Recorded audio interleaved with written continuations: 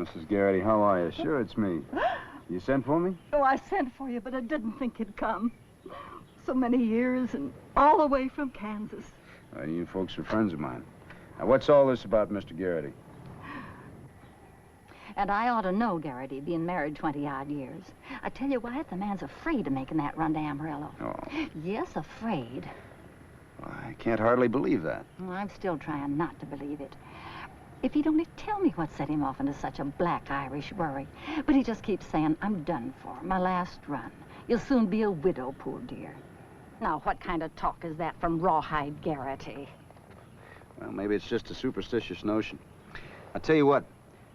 I'll go in there and talk to Mr. Garrity alone. Now, remember, you didn't send for me. I just happened to be drifting through, heard you were here, and stopped by to say hello. And I'll stay out here and say a few prayers.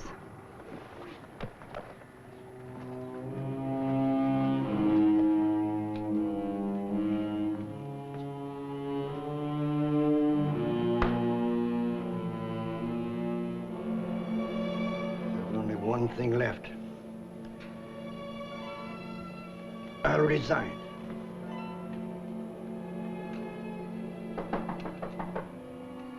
Busy, Martha. Later.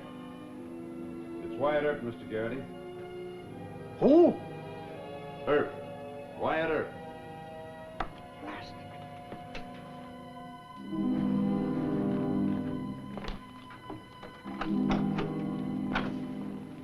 Huh. You ain't changed much. Go and visit with Martha for a while. I'm busy. She's busy, too. What is this, a runaround? That it is. I hate the sight of you, Wyatt. Why, Mr. Garrity? We used to be old friends. You still got your nerve, ain't you? Well, the Fargo boys from Dodge keep up bragging to me. You take 'em with guns or fists, don't you? Get out of here, boy. There's no courage in this room. I despise every word for courage. Yeah. They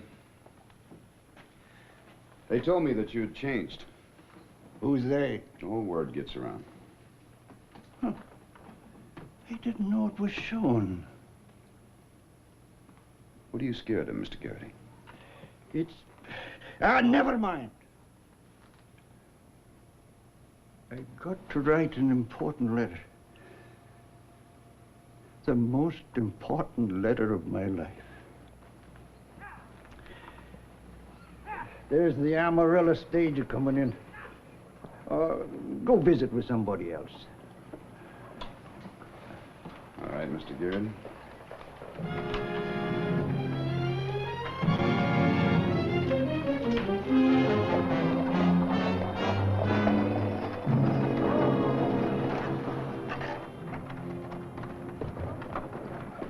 Well, Mr. Damon, didn't expect to see you in these parts. Mr. Brooks, too. Well, Wyatt, what are you doing here? I thought you were still a marshal at Dodge. Well, I guess I am, but I just came by here to have a little chaw with Rawhide Garrity. Did he tell you the big news? No? Tomorrow's Rawhide's last run. Yeah, the company's retiring him with a pension. They're going to have quite a ceremony in Amarillo with 2 vice presidents and our chief counsel. I see. Well, why don't we go have a little toast to Mr. Garrity? I'll treat, huh? And not milk, I hope. Well, you gentlemen can name your own poison. So that's why we're here.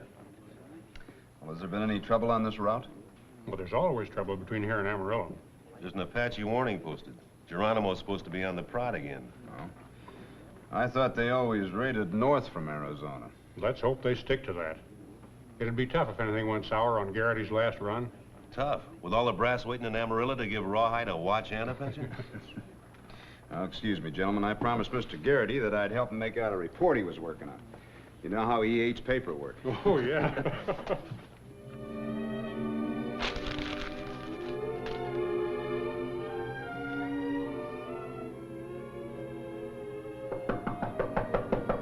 Garrity, I'm back.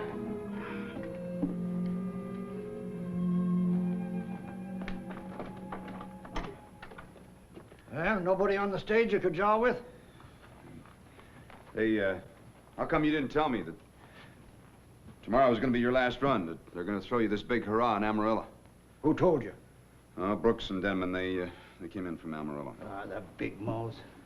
I ain't even told Martha yet. Say, did you hear the Apaches were out? Well, what's that to you? Well, they asked me to ride shotgun with you tomorrow. Well, the company didn't say anything about Indians. Fine trick they pull on me. I just didn't bargain to fight Geronimo. You? You're scared? Well, sure I'm scared. What sensible man wouldn't be scared? Hey, we carrying passengers? No, just bullion and freight. Oh, fine. Real fine. Your last run, anything happens... Look, we'll both beg off, huh? You make some excuse about being sick, and I'll make some excuse about going back to Dodge. See, you're really scared. Boy, you got the shakes. I'm superstitious, that's all. I'm just superstitious. Well, my last day as marshal in Wichita. I thought sure I'd get it. Wells Fargo can just get themselves another shotgun. Whoa, White. You can't do that. You can't back out of this. I'm scared, too. But I'm driving that stage to Amarillo. Now, there's some things a man can do and some things he can't do, if he hopes to stay a man. Yes, sir, but you see, I just... Martha, this ain't the same boy we used to know. He's run out of sand. Oh, now, Jack. Wells Fargo's invited him to ride shotgun with me tomorrow, and now he wants to beg off. Oh, Wyatt, I can't believe you do that. Why, I can't think you'd do such a thing. No, ma'am, I guess I can't. Now, that's more like it. I'll, go have a talk with Brooks and Denman. I just don't want any special agent follow-up in this. You know, Martha, he's part Irish, and he got some superstitious idea in his head. I had to shame him out of it. Well, good for you, Jack. You know, he's been through a lot in Dodge. His nerves are jumpy. Ha! I'll rawhide him out of it. There's nothing like a good tongue lashing to cure the shakes. Don't you worry, Martha. I'll take care of him.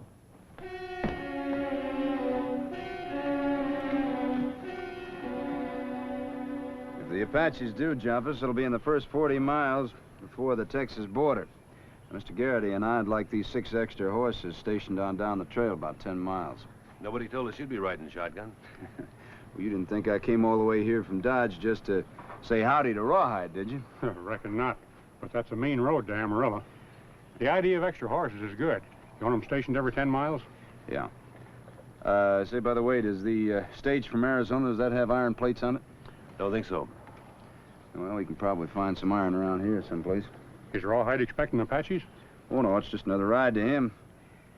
But, to tell you the truth, I'm kind of nervous. You could be right, too. We'll be riding inside that stage. Let's find some iron. Yeah, I'm for it.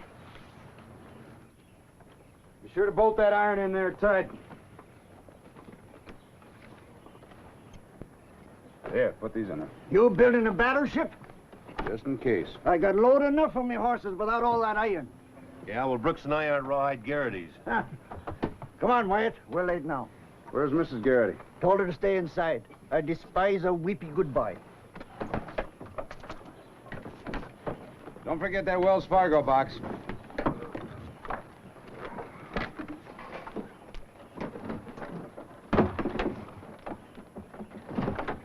You ready down there? Yeah, we're all set. Get up! Fire!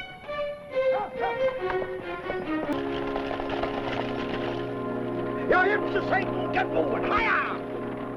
Higher! Take it easy, will you? Still 7 miles or more to the first relief stop. Who's driving this coach? Hey, the road agent's up there ahead. Roddy, you're local. Where? Pull up and I'll show you. Whoa! Whoa! Whoa! There they are. About 150 yards in that draw yonder, behind that clump of rocks.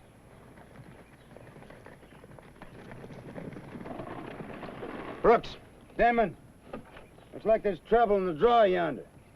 Do you want to try and run through them or make a detour? If I leave this trail, I'll bust an axle. All right, Rawhide wants to try and run through them. We'll have to fire from both sides. We'll do it. I suggest we keep the horses at a trot. If we go too fast, they're liable to try and kill them. I've run through more ambushes than you've seen in all your life. Get it! Hiya!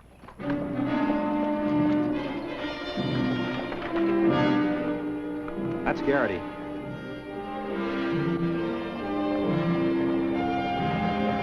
I'll stop him. Circle and hit him from the rear.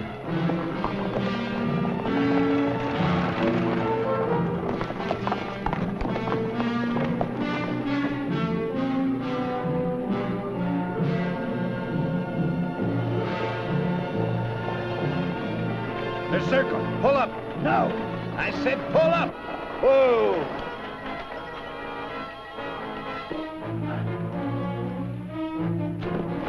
Let him get in close.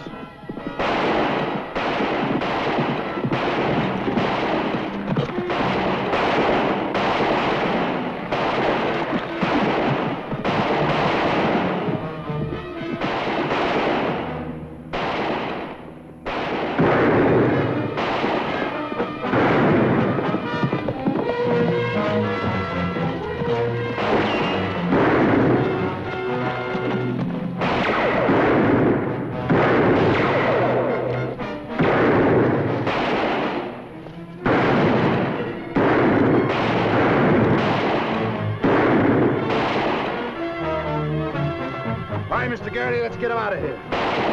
Brooks, Damon, you all right? Yeah, how's Rawhide? Not a scratch.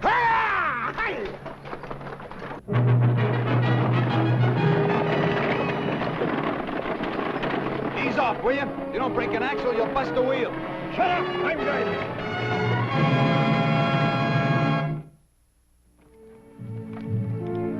Thanks, Sam. Now get these horses on back to town.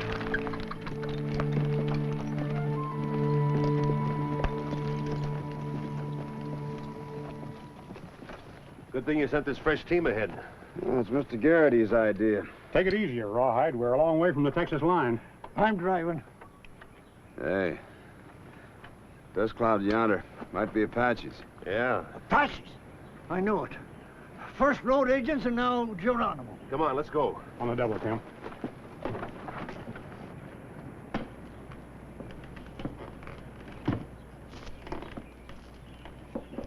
Trust us a hard time in questioning those hoodlums. How's that? I'm asking you to slow down. Now, all Indians suspect a galloping stage. You telling me about Indians? Mr. Garrity, I'm reminding you there's nothing but bad road for the next few miles. Now, there's no place to make a stand. If we gotta run for it, fine. But give whoever that is out there a chance to figure that we're carrying nothing valuable. Well, I'll try. Hiya!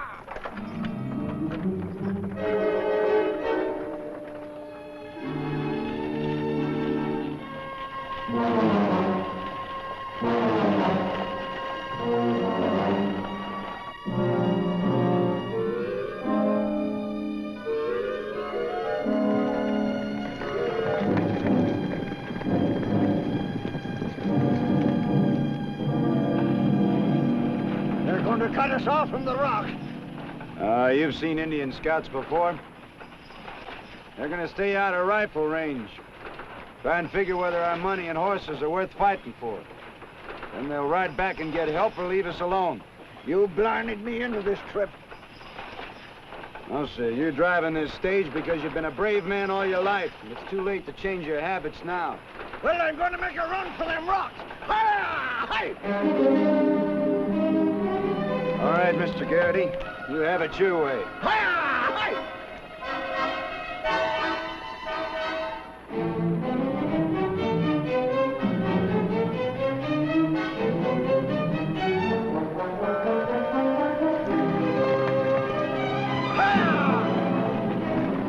they're going back for help. We better make our fight over there in that clump of bushes. Them horses ain't tired. They can run to the next change of team. Now. Hey! Hey!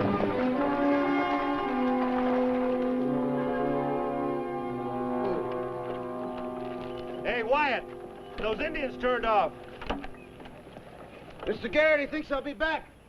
He thinks we ought to make our fight here. Come on, shake out of that stage. Mr. Garrett, he thinks we ought to use the stage as a decoy. Thinks we ought to make our fight in those rocks yonder. Good idea. Come on, Rawhide, don't try to be a hero. Get down from that box and bring your rifle. Them Apaches. They picked this day on purpose. Oh, sure. Geronimo doesn't want you to get that pension. Give me my gun. Rawhide's always mean-tempered when he's in a fight. And you take it out on the Apaches, huh? I don't think they'll send too many the first try. We'll wait behind over there in those rocks. Let them get in real close. Let's go.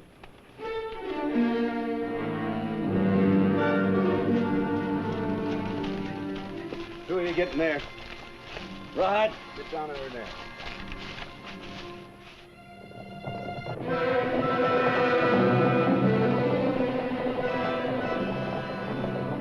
There they come.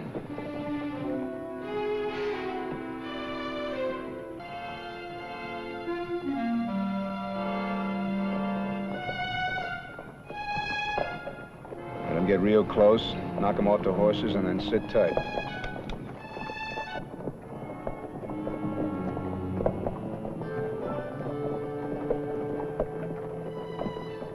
Now.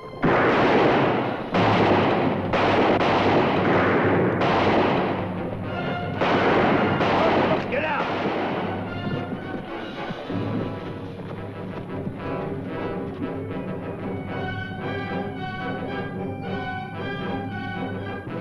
Here they come again.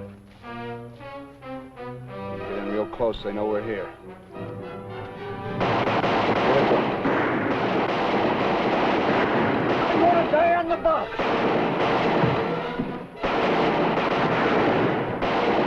Rush him, Wyatt. No! Keep the heat on.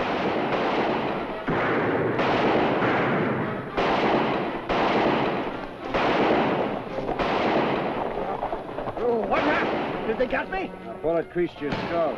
The Indians are skedaddling. How is he? He's a mite groggy. Come on, help me get him on the box. Maybe you better ride in the coach. Ah, he's the only one that knows the trail. He's got to drive. Let's move. Have a swig of water. What? Oh, whiskey. Whiskey? Hey, Wyatt, he wants whiskey. Don't give him any whiskey. Give him water. The big-headed brat. I'm driving this stage. I'm driving this stage! All right. Be quick about it. The road runs straight to the Texas border. If you don't feel up to it, Earp can drive. I'm driving. Get a hustle on and hurry it up. Who?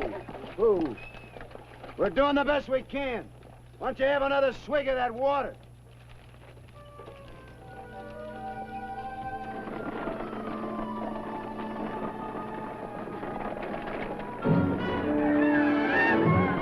Here they come again. Closing up on us. The last day. I told you so. Stop thinking like that. Horses can feel what you think right through the rain. Hey! Hey!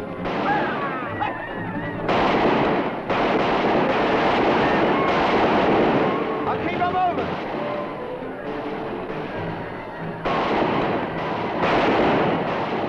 Too many of them this time. That's Damon.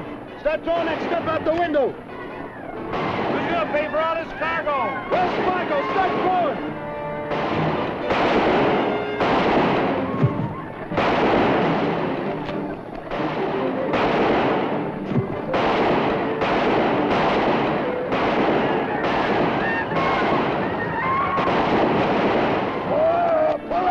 What do you think you're doing? Well, all they want is our horse and money. They've let us go. Apaches, pull yourself together. Get in there, boy. Hey, go, come on. Hey!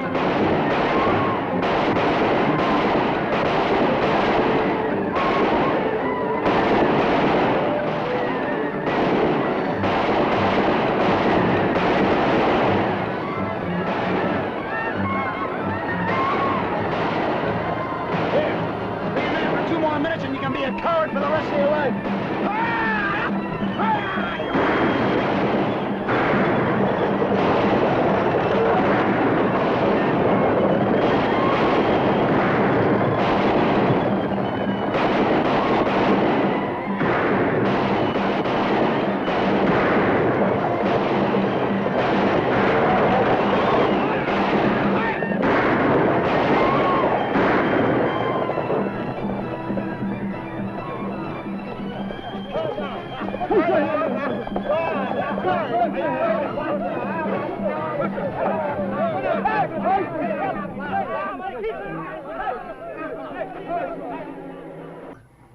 I'm all right, Wyatt. Good. How's Rawhide? Oh, he's fine. He wants to go back and fight some more Apaches. What a man. He's earned more than a pension. He sure has. Let's put that in our report, huh? We sure will.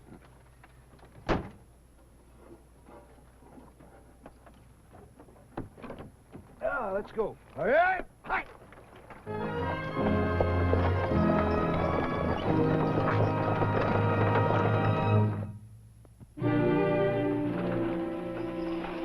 Well, there's the station up ahead. A lot of people out there. I guess the word's out. They'll be congratulating you every stop from here to Amarillo. Well, I'm going to tell him the truth. Yeah, you do that. You tell them how you drove that last quarter mile. Bravest thing I ever saw a man do. Blarney. Don't you tell them how scared I was, though. You wasn't. I wasn't. The heck I wasn't. I'm glad you didn't see it. I fired 5 times at an Apache not more than 20 yards back. Didn't even wing until the 5th shot. Mr. Garrity, your church has taught you that a dying sinner can ask forgiveness with his last breath. We all stumble at one time or another. It's how we finish that counts. You remember that. Thanks, Wyatt. Come on, you gold-bricking sons of donkeys. You can trot to the depot. Hi-ya!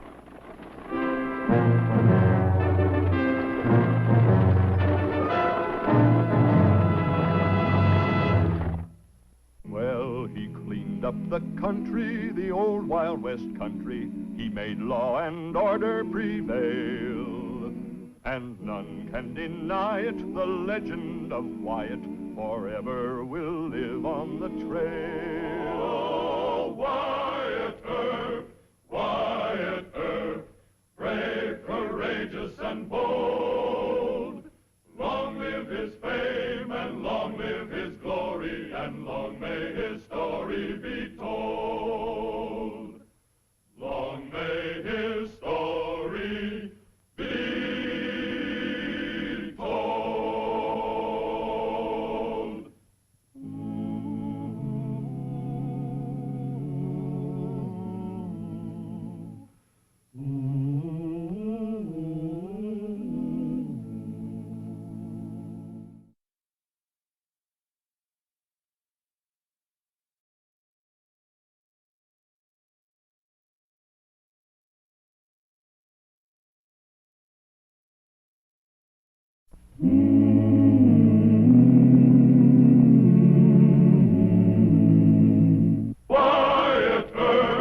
Wyatt Earp, brave, courageous, and bold. Long live his fame, and long live his glory, and long may his story be told.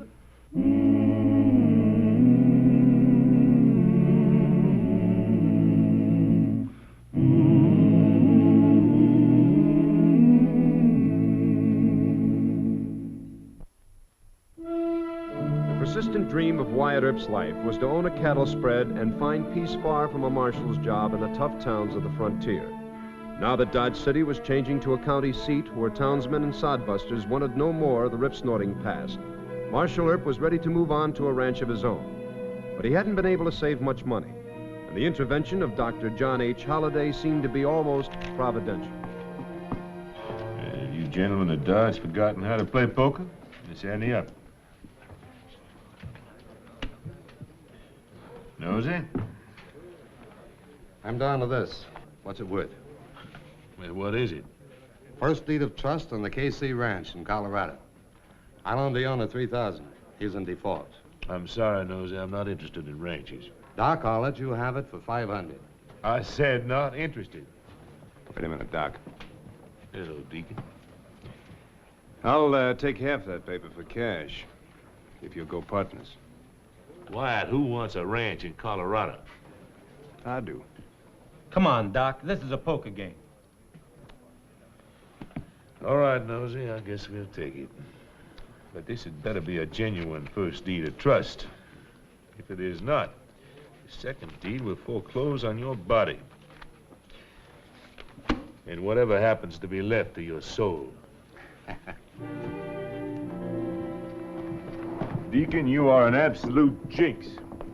All I won was about 800 and a mortgage on a flea-bitten ranch in Colorado. That'll do us for a start. What? Yeah, with my savings, we can buy ourselves a few head of cattle. Place has probably been abandoned. Wyatt, are you serious? You mean you'd quit your job here? I've always wanted to have a cattle spread. I can take a leave of absence here. Shotgun Gibbs can handle things. But that ranch is probably not worth a thing. Believe me, I know the country up around the Kansas-Colorado border. Well, I'm going to take a look. I suggest you come along and protect your interest.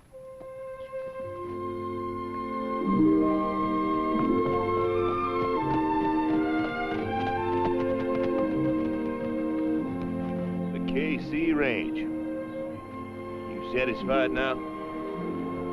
Well, I've seen better cattle country. Let's get started bad.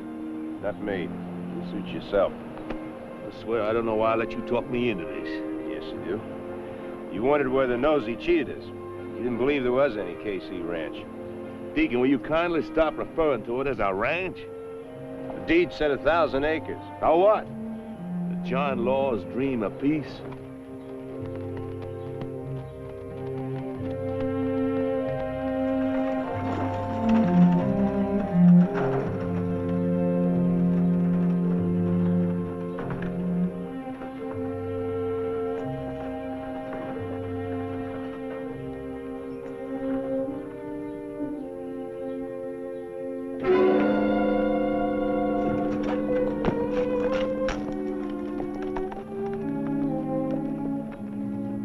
All right, that's far enough.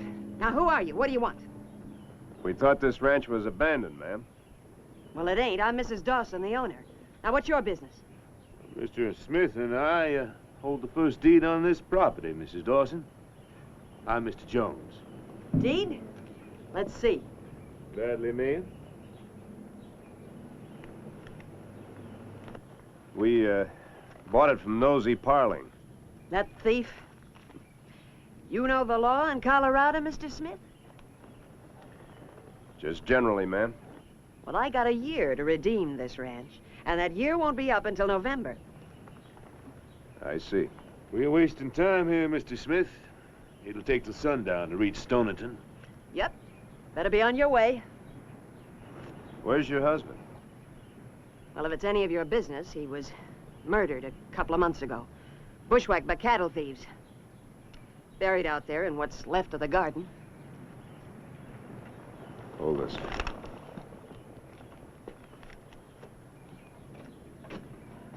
Mrs. Dawson.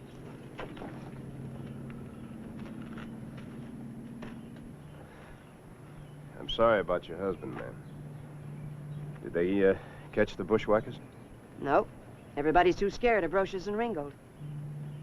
Curly Brocious and Johnny Ringgold? Yep, that's right. What are they doing around here? They own the spread next door. Use it as a station on the Outlaw Trail. You know them? Yes, ma'am, I know of them. You alone here? I got guns, Mr. Smith. I know how to use them.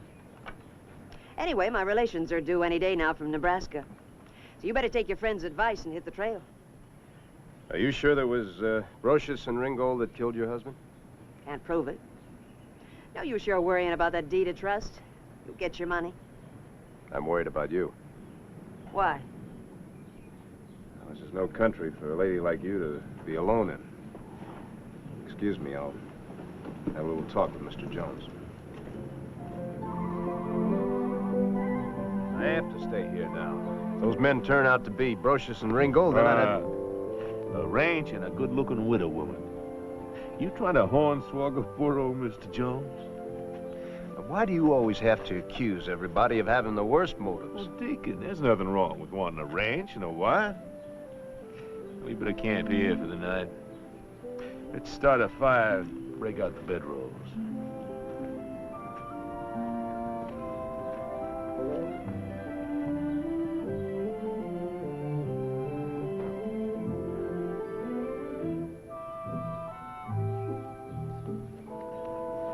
Beans,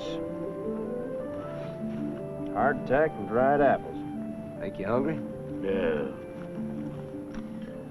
Maybe Mrs. Dawson's got some nice fresh milk in the cistern. Uh-oh. I made some beef stew, and I thought you might like some fresh milk. Yes, ma'am. Mighty kind of you, Mrs. Dawson. You're welcome. Oh, if you want some water, just get it out of the wagon. I'll, walk you over the house.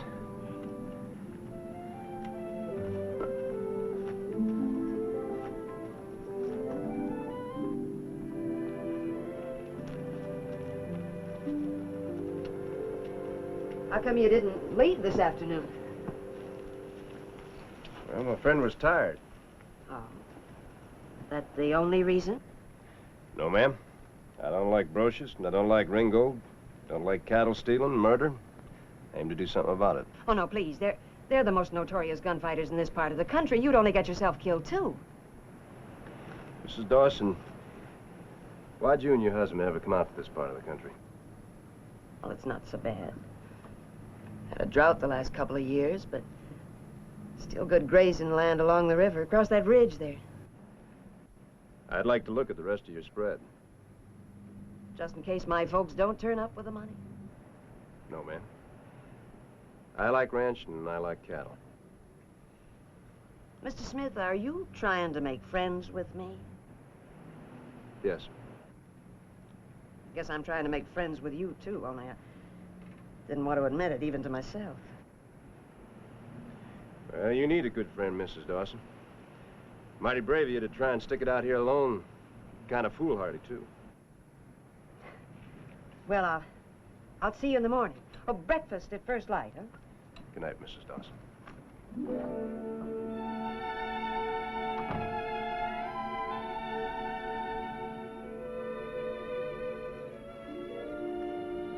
Hey, Doc. Doc? Wyatt, why don't you shut up and let a man get some sleep? How well do you stand with Brocious and Ringgold? Well, they don't hate me with the same killing hatred they hold for you. Why don't you ride over there tomorrow? Find out if they bushwhacked this lady's husband. Oh, Deacon. John and Curly would not ambush a man that could kill in a fair fight. You might know who did. Then you ask him. You know, if they've been stealing cattle, they could be rich. I'd like to bet you in poker they still draw to an inside straight. Yeah. Now you're making sense. I got another idea, too. Of course, it's larceny. Larceny? At last you've established a rapport, as the French would say. Tell me, Deacon, just what is this filthy, illegal scheme? Well, tomorrow you ride over to the Ringgold Brocious camps, and you take along this deed to the ranch. I'll give you a good reason for being in Colorado.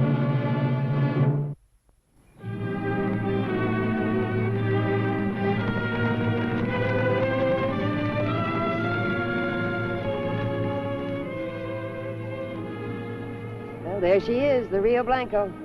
And the only good grazing land left from the drought. Where's your cattle? Brocious and Ringgold stole most of it. Sell the rest to live. Ah, I wish you could see this spread in the rainy season. That land will feed 2,000 head. I can see why you tried so hard to hang on to it, Miss Nellie. Couldn't sell it, even in a rainy season, with cattle thieves right next door. Maybe I can do something about that. Oh, no. No, if the county sheriff and his deputies are too scared, why should you risk your life? I know what you're thinking. I need a husband. Husband? No, Mr. Smith, you married? No, ma'am. You don't need to look so scared. I'm not proposing. Lots of men do their own asking. You're the nicest I've seen. Don't you encourage me. Well, we could think about it anyway, huh? You don't know anything about me.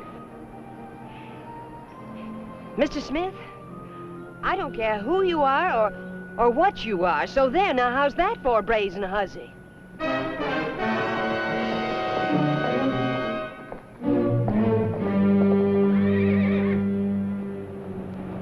Stop or I'll shoot. I wouldn't advise it. Raise that rifle anymore, I'll put a hole through your head. Johnny! Curly! I'm Dr. John H. Holliday. You take care of my horse. Ease off. It's Doc Holliday. What are you doing out here, Doc? Well, I ain't stealing cattle. Imagine finding you two in this goat pasture. Let's step in out of the sun. Tell your boys to take a walk. How'd you know we was here? Oh, some blabbermouth over in Stonington. I forget his name. I have a surprise for you, Curly. I'm now your next-door neighbor. You better have Ringo read it to you. What's it say, Johnny? It's a trust deed on that Dawson spread. I won it from Nosy Parlin in a card game. You boys look kind of poor here. That's surprising. Cattle rustling used to be very profitable. Now, don't tell me that the drought busted you. We've got competition, Doc. Huh? Who? Buff Conrad and his Colorado Stonies. They bushwhacked old man Dawson and blamed it on us. You boys amuse me. Curly Brocious and Johnny Ringo standing for a thing like that? We can't corner them. They raid our herds from out of Mexico before we can get them down there. And they got some marshals in Colorado on their side. Marshals? Now, that is interesting. Let's get down to business. What do you mean? Well, like I told you, I now own Nellie Dawson's spread. You boys moved some cattle over there. Leaked the word to this Buff Conrad that Nellie restocked the place. And when Conrad and his crew try to steal a poor widow's cattle, you be laying for them. What's in it for you? There's a word called retribution. Never mind that. How much for you? $300. Just my travel expenses. Well, now we're getting somewhere. Good. I suggest we discuss the finer details during a leisurely game of cards.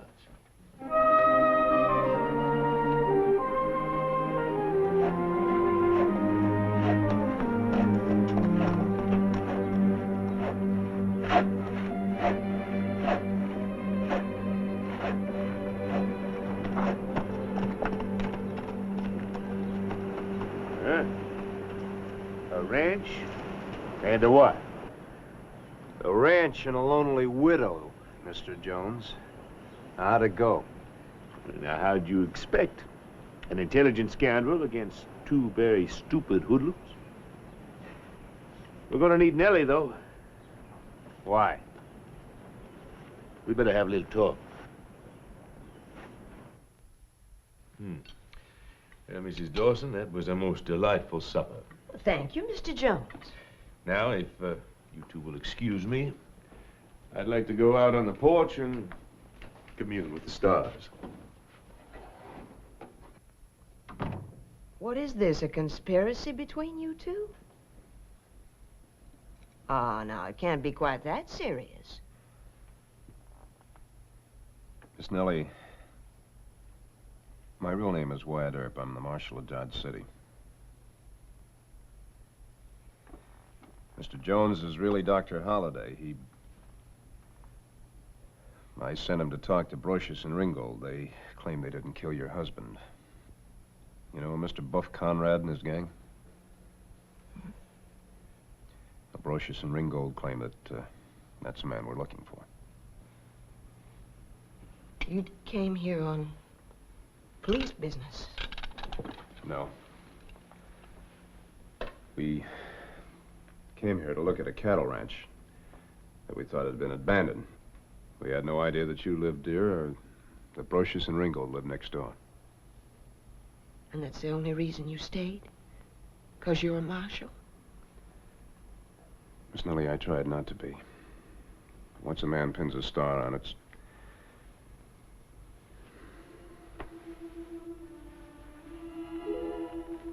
there's nothing I want more than a cattle ranch.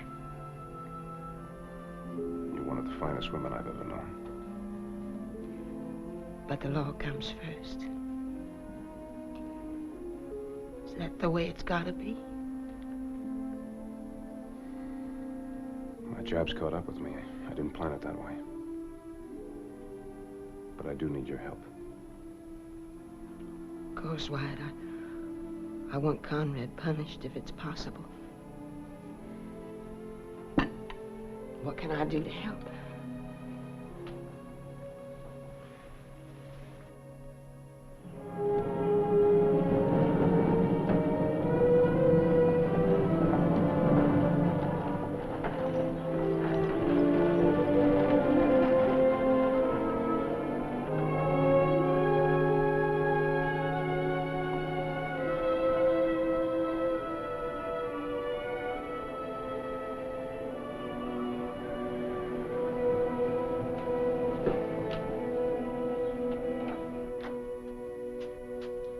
Howdy, Mr. Regan. Well, howdy, Mrs. Dawson. Nice to see you again. Thank you. Mr. Regan, here's the money I owe you. And I got a list of supplies that I need here. And I can pay cash. Did you collect some insurance? No, my relatives from Nebraska are helping me. Well, mighty unusual relatives, I'd say. They paid what I owed and loaned me enough to buy another herd. Did you buy some more steers? 200 head. Much as I can feed until we get some rain. Ah, the rain will come. And this time I wish you much better luck. Thank you, sir. Now, let's see. Canned goods, oil. Thank you. Now, no funny business, Doc. We're moving 200 head to the Widow's Range this afternoon. I've done my part. Now, you make sure you don't use too many cattle guards. I figure Conrad should hit you sometime between now and sunup tomorrow. You sure he got the word? Curly, I happen to be from Georgia. You got any more insulting questions? I didn't mean it that way. Ringo's on my back and he wants a turkey shoot. You know how Johnny is. Yeah, I know how you both are. You're lying, thieving skunks. When it comes to murder, I trust you.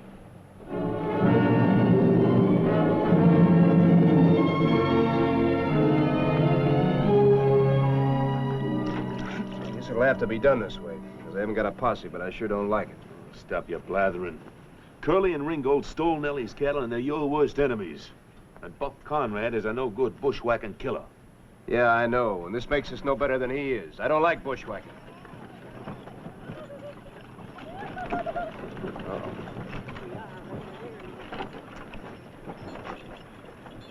Looks like the relatives from Nebraska.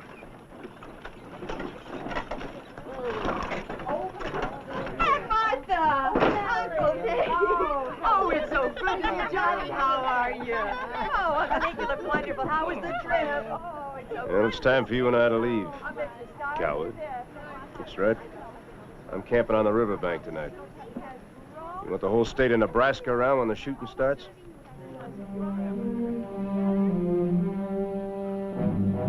Wyatt, I'm willing to give you my half of the ranch if you'll invite Nellie to a wedding. Well, when I told her who I was and that I needed her help, she didn't like it. I'm just a tin star doing my job. It's too bad. seeing you marry would have appealed to my sadistic sense of humor.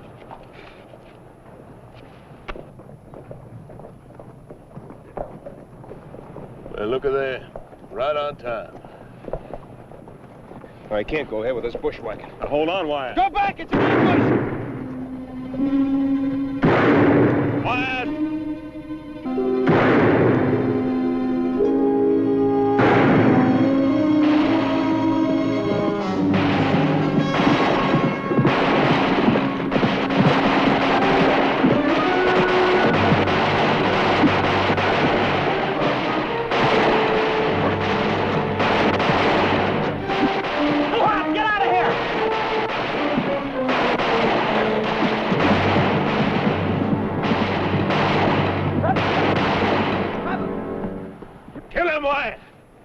Have a better chance. No. This must be Conrad.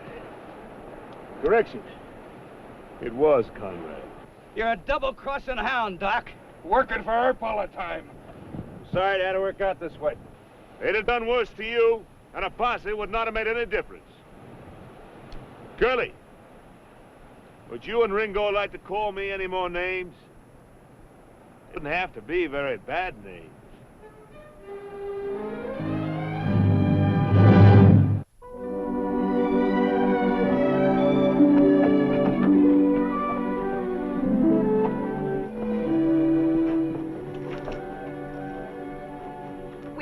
Wyatt, are you all right? Yes. I'm taking these cattle thieves to jail. The man that killed your husband is lying across that horse back there. Now, there are a few wounded men along the riverbank. Maybe some of your men folk could go pick him up. I'll send a doctor over from the railroad. Wyatt, I wish that... Miss Nellie, don't you ever marry a John Law. You lost one husband, I'd hate to see you lose another. Doc, give me that paper. Haven't we been heroes enough? I said, give me the paper.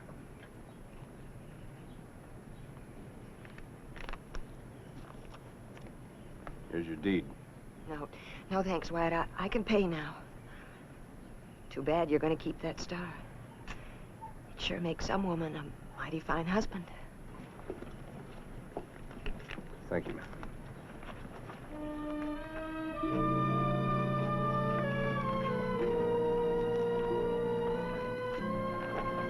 What?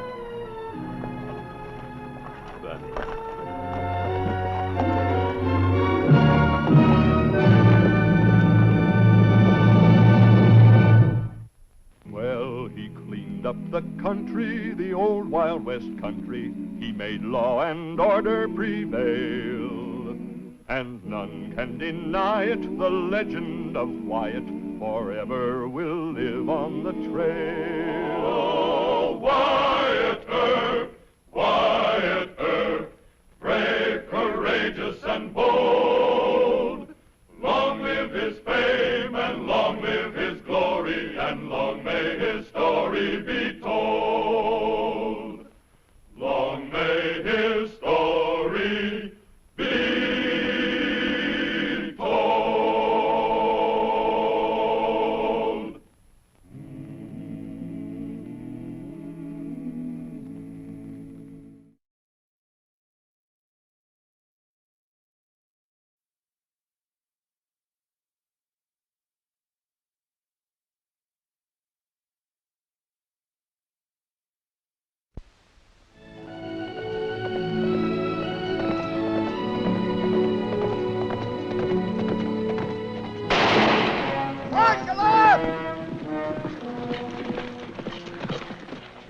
I forgot to tell you and Miss Nellie about Bones Brandon. I just happened to remember the name. He's going to be in that poker game in Tucson with Doc. Will you stop me out here? Well, Bones worked with a 10% ring. Miss Nellie feels that you're riding into some real trouble. Do you think she ought to turn back? I can't do that, Mr. Parkamp. Why not? Because they already lured Dr. Holliday to Tucson. He's a friend of mine. But I do thank you for the warning, and you thank Miss Nellie for me. Marshal Herb, them Tucson boys, they shoot for keeps. Well, sir, so do I, if I have to. I'll see you later.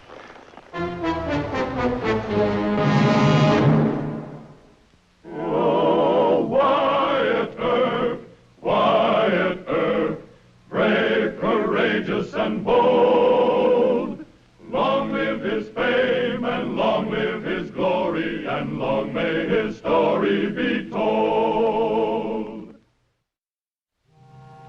Many attempts were made to kill Wyatt Earp, but Dan Priddy, with his 10% ring at Tucson, was a big-time operator.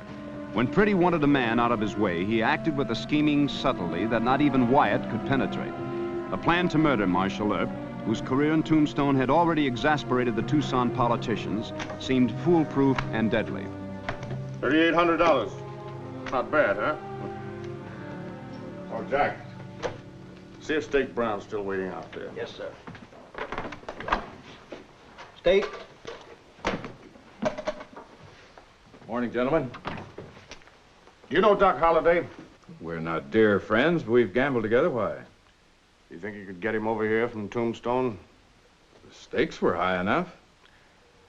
You can promise Holliday a no-limit game. Fair enough. Now, what's the rest of it? Well, Bones Brandon will explain the whole idea to you. Oh, Dan, you're not that sort, Holliday. Doc's only bait. I don't ask any more questions. You'll get the rest from Brandon. You're the boss. Gentlemen.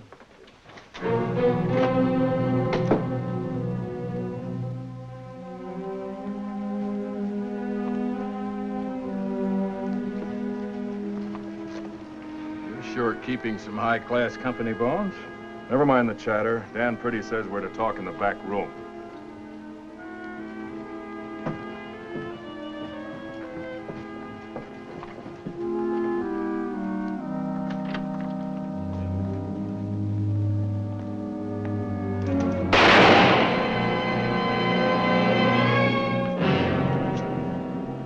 Quit shooting holes in that rug.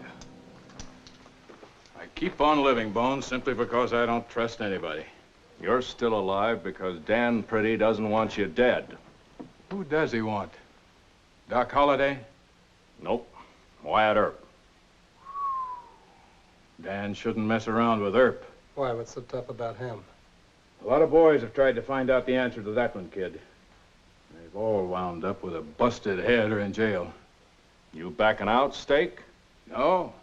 No, if it has to be Earp or me, I'd rather let it be Earp.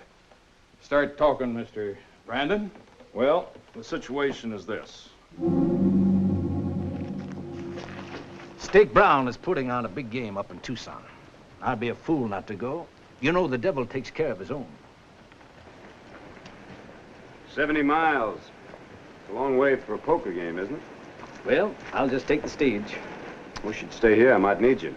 Why, can you replenish my bankroll? If I don't have at least $10,000 in my pocket, I feel like a pauper. You might be unlucky there, too, you know. Not in Tucson. I think it's the air in that town, polluted by corruption. Have you ever met Steak Brown? All the money he steals from financing prospectors, he loses at cards. I'd be a fool not to go. Well, if you do lose, you send me a telegram, Right. Oh, and Doc, promise me one thing. Don't rob a bank. You're the only man in the world I'd make that promise to. All right? I give you my word. Thank you, Doctor. I appreciate your sacrifice.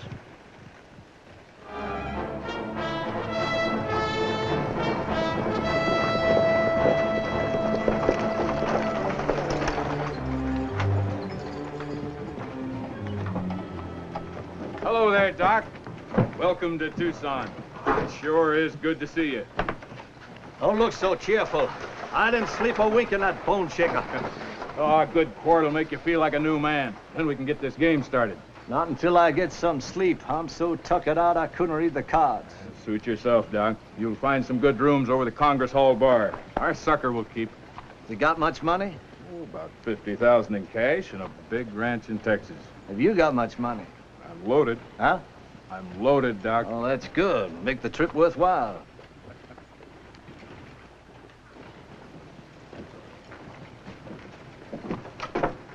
Mr. Brown, you remember me, Limey Park here? No, not this time, Limey. Mr. Brown, I found me a mother lode in the Dragoon. Only need a couple of thousand. Look here. Why, almost pure silver. They always have good samples. He looks dirty and lucky to me, Steak. Got a hunch? Intuition. There, you see. A total stranger smelled silver on me. All right, Limey. I'll see you in the back room.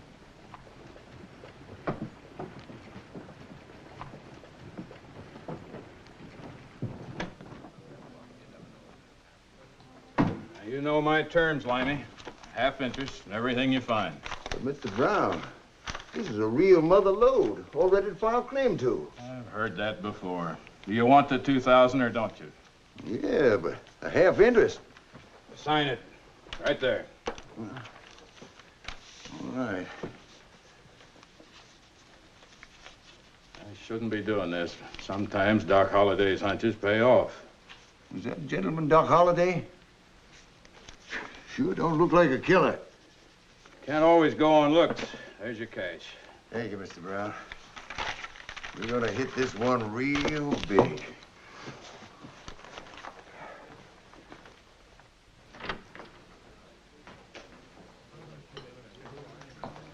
Jerry. Yes, sir? Only one drink for the kid. He's got business to tend to. Yes, sir, boss. Doc Holliday's in town. Where's Brandon? Buying his rancher's outfit.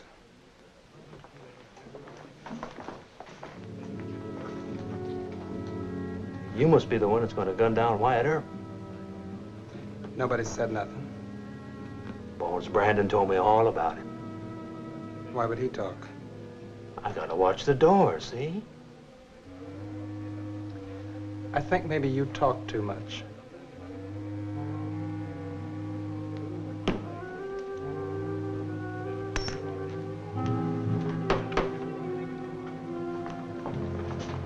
What's yours? Whiskey. Mister, the young boy just left here. You know his name. And they call him the paralyzed kid. Paralyzed kid? On account of his left arm. No, boy I'm thinking about has got two good arms.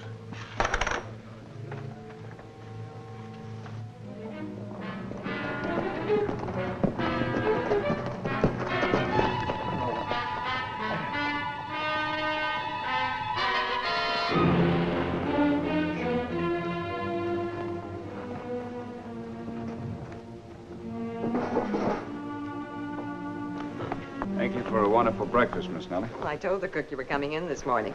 You're going to be as famous here as you were in Dodge City. You can still get 10 to 1 in Gambler's Row that I won't last more than a month. Oh, that's nonsense, Wyatt. Miss Nellie. You remember me? Oliver Parkamp, sure I do. I met you in British Columbia about 3 years ago. That's right. Well, it's good to see you. My God. You're Wyatt Earp. That's right, sir. Trouble, Miss Nellie. Gosh, I took it out. Come and sit down, Oliver. I rode all the way from Tucson to tell you and Mr. Earp. Now, look here. The barkeep at the Congress Hall Saloon said that the paralyzed kid was going to gun you down. It was just after... No, maybe it was before he told the barkeep to give the kid just one drink. What do you think, Wyatt? Well, I've never heard of the paralyzed kid. But somebody's always talking about gunning me down. Could be just talk. But I figure I ought to tell you I was coming over anyway. Were there any other names mentioned? Yeah. Yeah, State Brown asked the kid where somebody was. But his name... Ain't that the deuce, forgetting the name? Well, that's all right. Maybe it'll come to you after you rest a spell. Thank you, Mr. Parkamp. I'll kind of keep my eyes peeled. I'll try to jog his memory for that name. It might be important. God, he ain't worried a bit.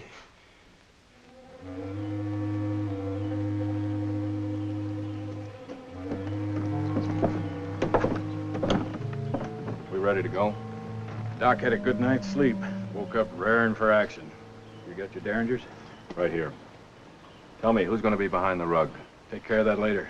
I've got to send a telegram to Earp first. Say, are you sure Doc's gonna take off his 45? As long as we take off ours. Remember now, we keep Doc winning until Earp gets here. Bet sporty, but not wild. Doc's an old hand at poker, and he'll spot a phony play. What makes you so sure Earp will come? Earp and Doc are just like brothers. Earp gets my telegram. He'll hit the trail. Then he'll hit the floor. Dead.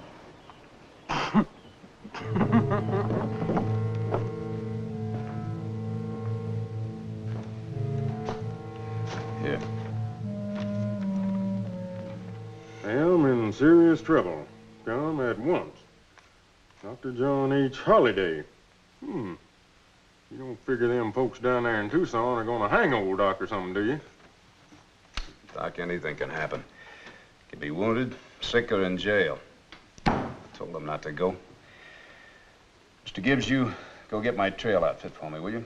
I gotta sign all these reports. Say, how about me and Roscoe going with you? Well, there'd be nobody to sit on the lid here if you did. You're right. Oh, by the way. Yeah? Prospect, a friend of Miss Nellie's, came in from Tucson with a story about somebody named the Paralyzed Kid, supposed to be gunning for me. Here in Tucson? I don't know. Another name was mentioned, but Mr. Parkamp, that's Nellie's friend, he couldn't remember it. Might be important. Well, I'll check with Miss Nellie. Now, Mr. Gibbs, you better notify Mayor Klum and Judge Spicer, just in case there's big trouble while I'm away, Say, couldn't you just send a wire down there to the Wells Fargo agent in Tucson and have one of their boys look into Doc's trouble? Might get into the wrong hands. Besides, you know Doc as well as I do. He'll be expecting me to come myself. Yeah.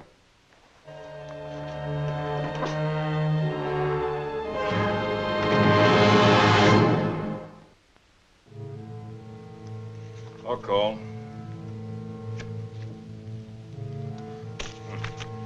You and the devil have changed my life, Steak.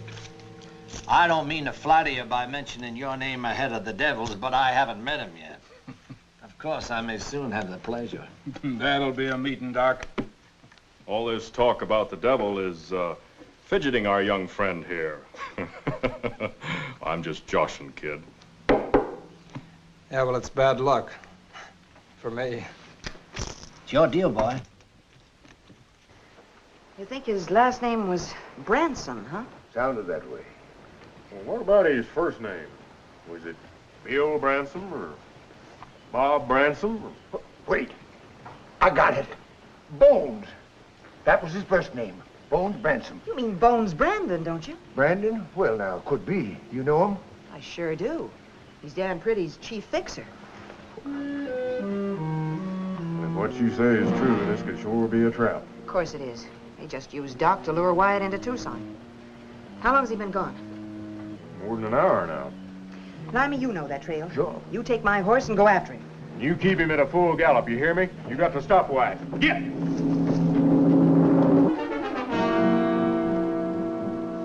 Tell you what I'm going to do, Doc. I'll raise you a couple of hundred. I'm out. It's yours. Mm-hmm. A Texas hog is bound to gather some acorns, even if he has to travel to Arizona. What time is it, Mr. Brown? Nearly 1 o'clock. I better get us something to eat. I'll have a bourbon sandwich between 2 ounces of rye.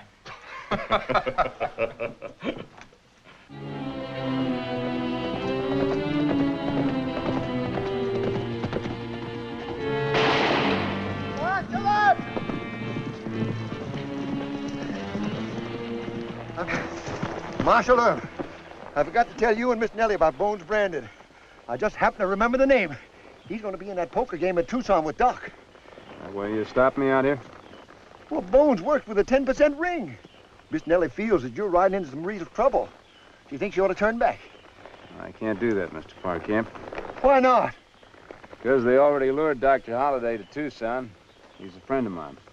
But I do thank you for the warning, and you thank Miss Nellie for me. Marshal Herb, them Tucson boys, they shoot for keeps. Well, sir, so do I, if I have to. I'll see you later.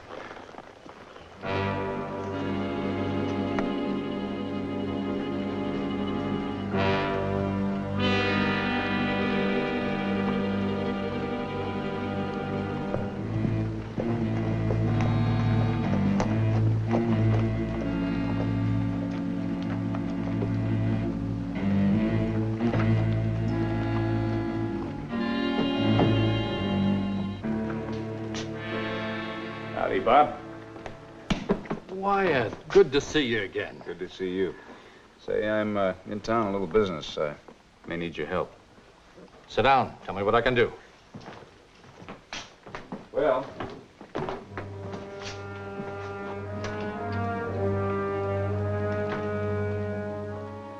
Jerry. Any signs of Earth yet? Not yet. Well, as soon as he comes in here asking for Holiday, you knock on the door, but you ask for me, not Doc. You got it? Got it. Is the rug man here? He just now came through the trap door from the attic. Doc was so busy talking, he didn't hear a thing. Well, that's where they'd be. That sounds like a frame-up to me, using Doc as bait. Are you sure they'd be at the Congress Hall Saloon? Always are. You ever been in there? I can draw you a picture. Now, the bar is on this side. The door to the back room is here. Now... Wait a minute. Is that the only door? Yeah. But the catch is, there's an alcove off this back room. The door to it is covered with a hanging rug. The main gun would be there. How many guns do you think they'd have? Well, Brown won't be armed. Brandon and the kid will probably have concealed derringers. Well, my only chance to be surprised. How about you backing me up? You back me. Good. This is what I think we ought to do. I'm getting too far ahead. Let's raise the ante and play table stakes. That's mighty handsome of you, Doc.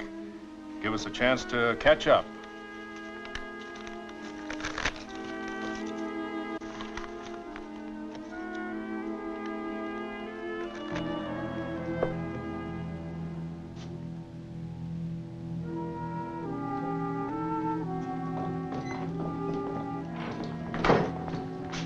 Usual, Jerry. Sure thing, Mr. Paul.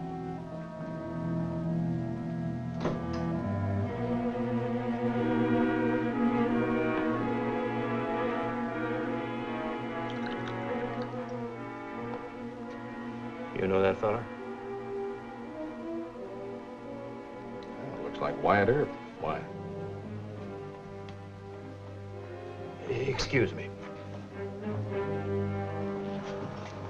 All right, hold it, Jerry. But, Mr. Paul... Go to that door. Knock, say you have to talk to Steak Brown, say it's important. Move! Come on.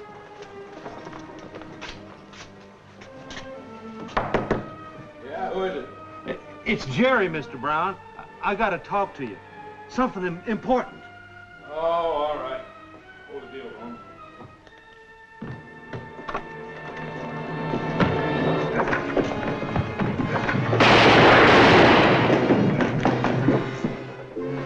How stupid till you get? Watch him. We'll need him as a witness. Barkeep, you go get a doctor. Yes.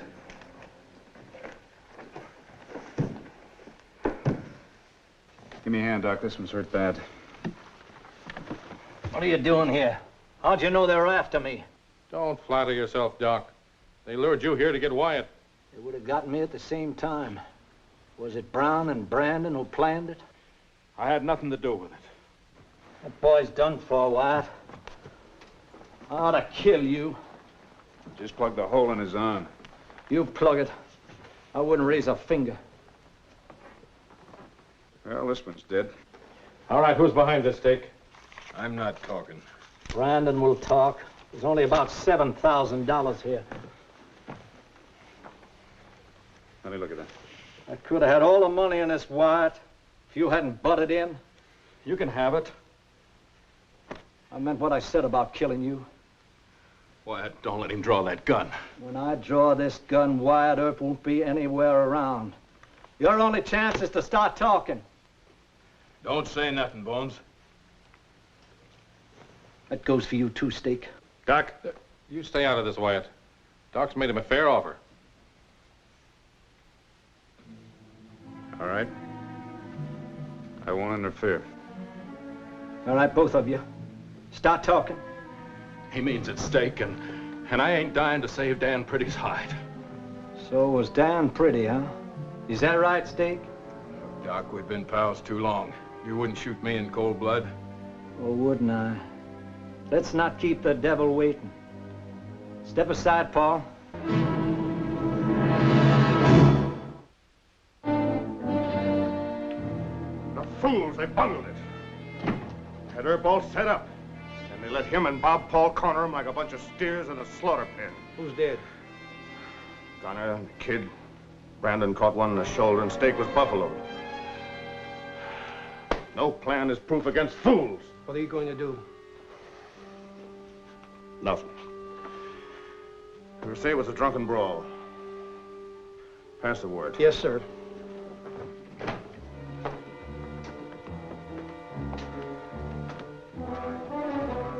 Mr. Purdy, what do you want? We have two witnesses who claim that you hired them to kill me. You hear me? Yes, I heard you. Arrest him, Wyatt. Don't waste your time. Brandon and Brown will change their stories. They haven't yet. I intend charging you with conspiracy to commit murder. Mr. Earp, conspiracy is almost impossible to prove, even if you bring it to trial on your own terms. Now, this is my town. Unless you have more evidence, my advice to you is forget it. I don't take that advice, Pretty. You picked the wrong man this time. Good luck.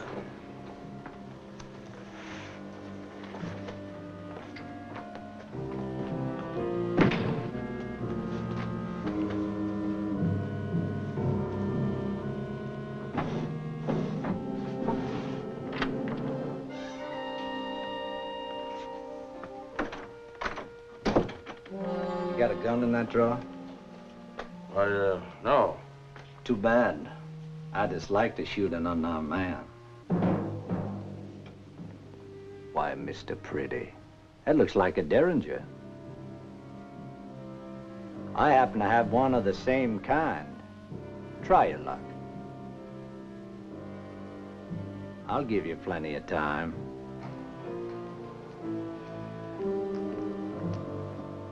I know you're a murderer, but I don't think you want to die a coward.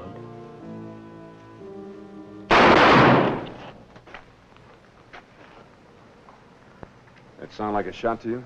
Yeah.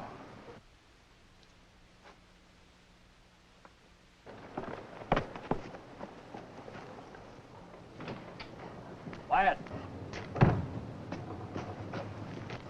Hey, did you hear a shot inside? Well, I know, but I think I heard a door slam. Mr. Dan Pretty just killed himself. What? Pretty killed himself. Are you sure? His own gun is still in his hand. I got to get the coroner. Come on, Wyatt. This isn't your case anymore. Oh, you're right. With Pretty out of it. Does seem funny, though, doesn't it? Well, it's not funny at all. If every man deserved to die, he did. I can't understand why Pretty would want to kill himself. He knew it wasn't likely for me to get any more evidence than I already had, no matter how hard I tried. Maybe he had a bad conscience, Wyatt.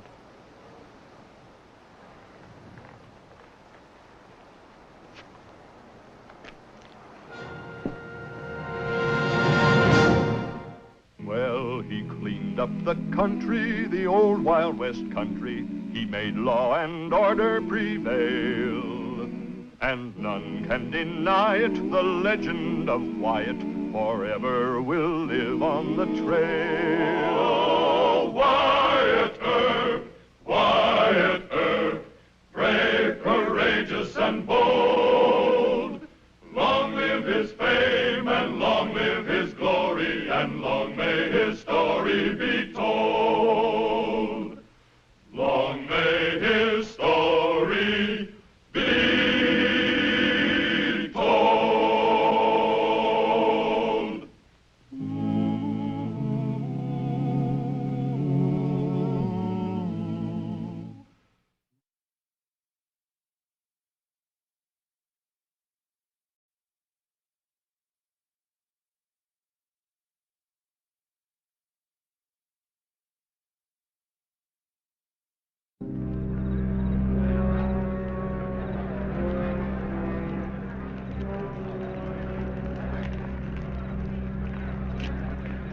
That's far enough. Hold it right there. I got dynamite planted underneath this whole street. You're bluffing, Earp. We want Curly Bill. Turn him loose, Earp. Now, you men listen and listen good. I'm not turning my prisoner over to you. Any man that makes a rush for this jail is going to get hurt. Now, don't try it. Earp's bluffing. Move on.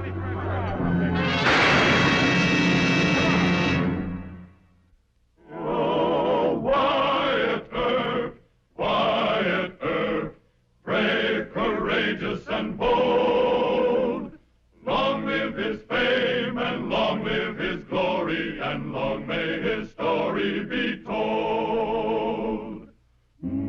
legend of Wyatt Earp, starring Hugh O'Brien.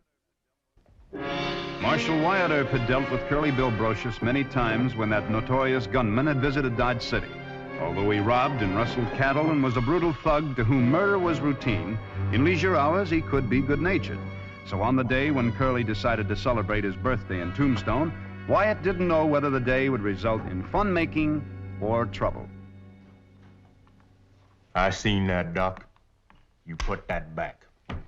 Man plays checkers with you needs 4 eyeballs. Howdy, Chief. Howdy. Wyatt isn't back yet? No, sir, he ain't. Quiet. I'm studying the next move. I'm sorry to interrupt your game, Doc, but the entire Clanton outfit just rode into town. In the middle of the week? It seems that it's Curly Bill Brocious' birthday. They're overflowing the Birdcage and the Oriental. Brocious never had any birthday. He wasn't born. He was hatched out of a rattlesnake's egg. Trouble, Doc. I hope that's Wyatt coming now.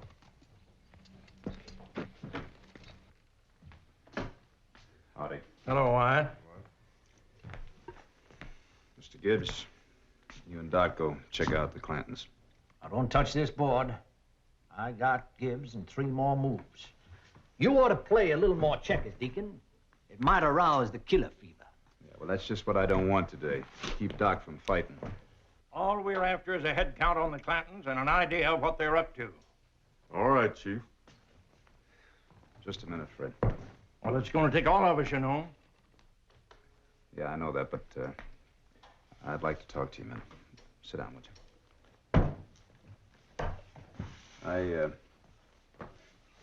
Well, I've been kind of wanting to caution you for a long time. Caution me? About what?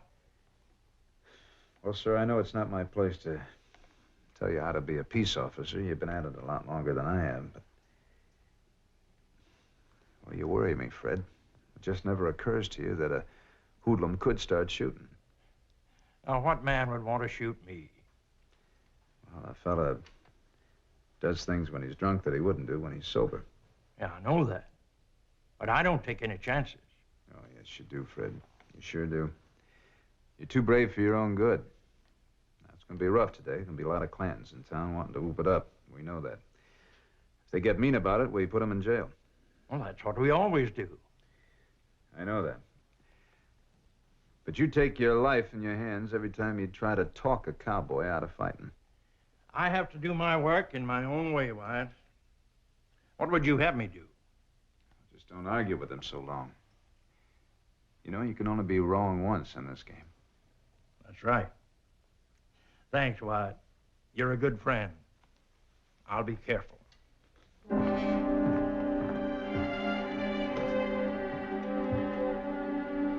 Curly, it's your birthday! Happy birthday, Curly! Come on, Curly! Come on in, Doc. It's a free spread. Us boys are setting them up for Curly. I came to pay my respects to the gentleman. How old are you, Curly? I don't know and I don't care. I know it's your birthday. Johnny Ringo says it's my birthday. You gonna argue with Ringo?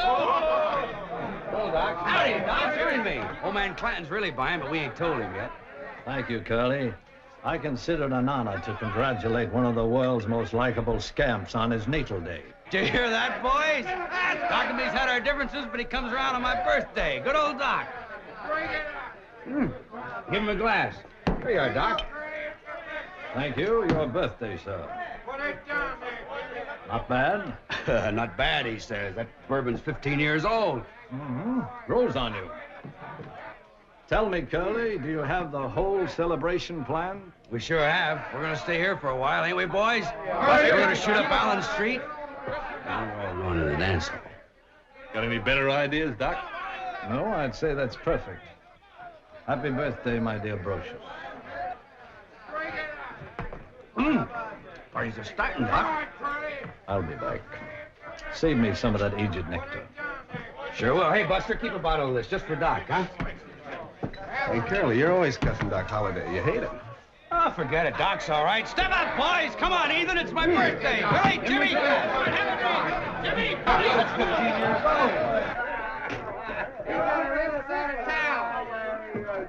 How about a beer, you gonna lock us up, Marshal? Everybody's getting stale. Stale? You think so?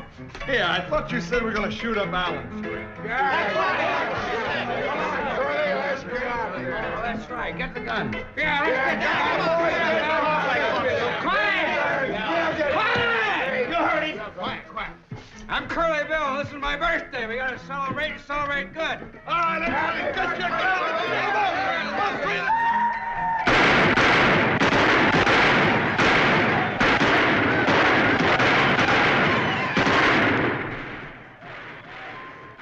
You can hear as good as I can, Bien. You're supposed to be the sheriff of this county. You going to do anything about those guns out there? Fred, you're giving too much importance to a little noise and fun-making. Maybe that I am. But we both know that guns and liquor are a bad mixture. I aim to do what my job calls for. Do you? You don't have to do anything. They'll go home after a while. Nothing will happen. Then you won't help me disarm them? No. And you're an old fool if you think you can take guns away from the Clanton boys. Go to bed and shut your ears. You're a puny excuse for a sheriff, Bien. I'll return this favor someday.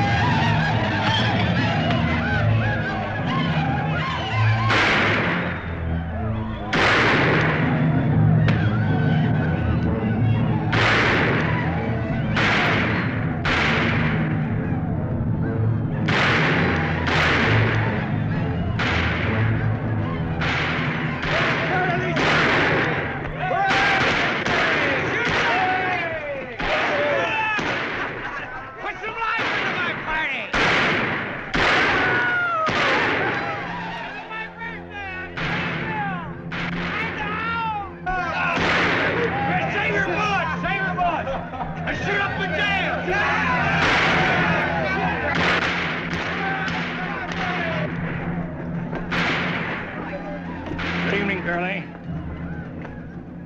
Fred White, good old Fred. How do you think? No, thanks. Better let me have your gun, Curly. Gun?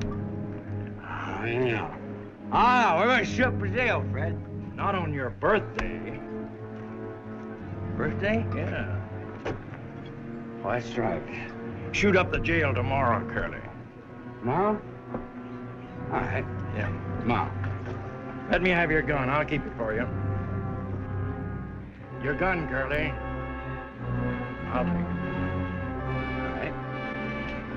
All right. I'll take it.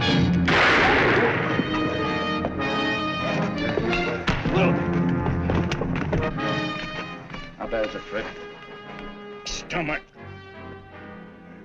Get him over to Dr. Goodfellow. If he's not there, find him. Yes, sir. You two, lend a hand. All right, get off the street. Rack your guns. There's been enough shooting for one day. Go on, move. Oh, you're blessed up. Come on, Curly, it's your birthday. Breaking up a good party. What happened? Who shot old Fred? You did. Me? No, I didn't. I didn't mean to. I saw it. I know you didn't mean to. You're going to jail anyway.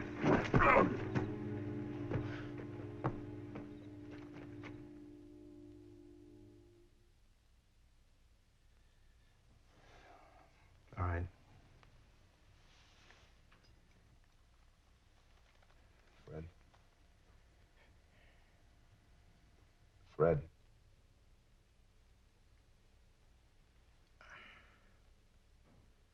Do you think that Brocious meant to shoot you? No. I asked for his gun. He took it out of the holster. I was afraid he might change his mind. I grabbed the barrel and yanked it. I made the gun fire.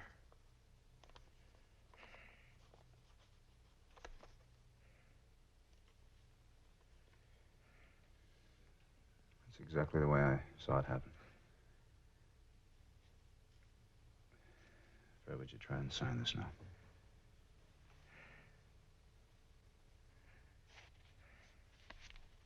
Right here.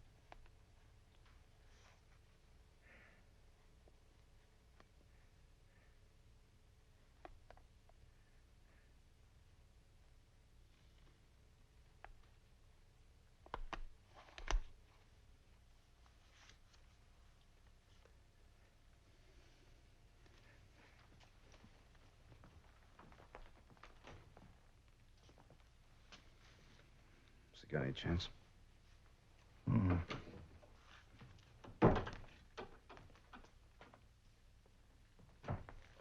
What? The whole town's a ganging up to hang Curly Bill if Fred don't make it.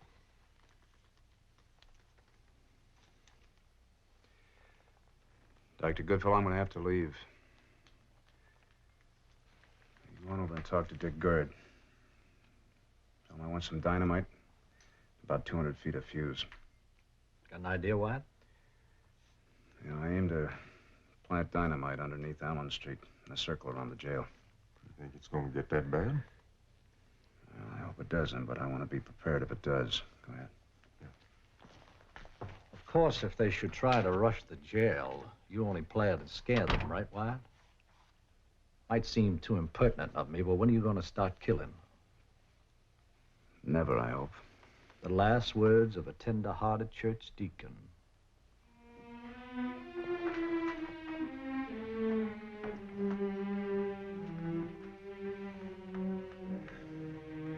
But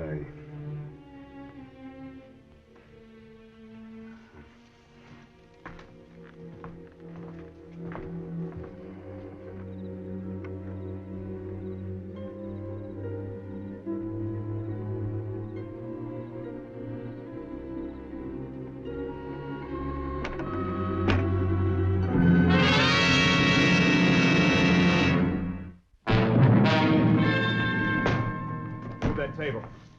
Come on. Pick up the lantern.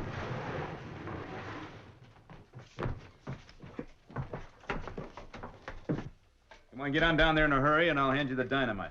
Well, let me get this here lantern lit. I ain't got the eyes of a bat, you know. Well, you never have any trouble seeing a silver dollar at 100 feet. Here. The dynamite.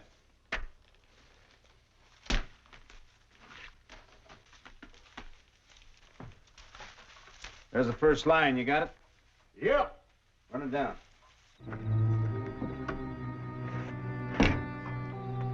Boys, it's all over. Now listen, you men. Fred White was our friend. He was the best man this town ever had. Brocious murdered him. We ain't wasting time on a trial. You're right, Corky. He doesn't deserve a trial.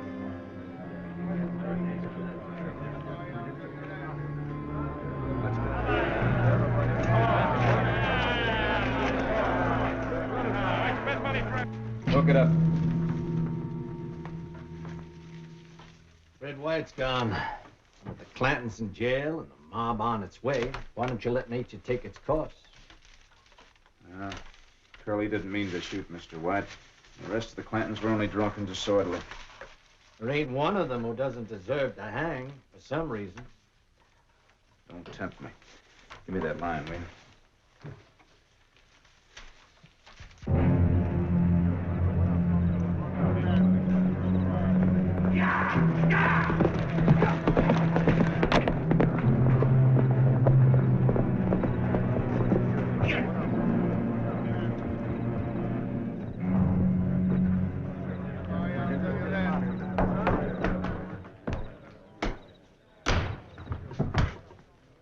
That mob's almost here. What are you doing about it? The best I can, Mr. Clanton. You leave your horse out front? Well, sure. Move him around back. I'm coming in with the rest of my men. That mob can't hang Curly Bill and leave this town standing. We'll stop him, Mr. Clanton. Mr. Gibbs? When you hear me fire a shot, you let off the first blast. Get on out there, Wyatt. I can hear them tramping towards us.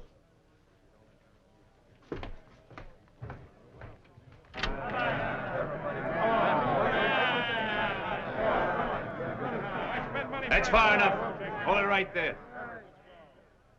I got dynamite planted underneath this whole street. You're bluffing, Earp. We want Curly Bill. Turn him loose, Earp. Now, you men listen and listen good. I'm not turning my prisoner over to you. Any man that makes a rush for this jail is going to get hurt. Now, don't try it. Earp's bluffing. Move up.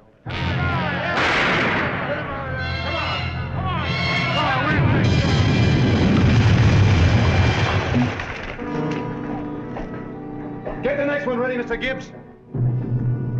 Now, Corky, I'm going to give you and your men 5 seconds to get out of here. The next one's going to go off right underneath your feet.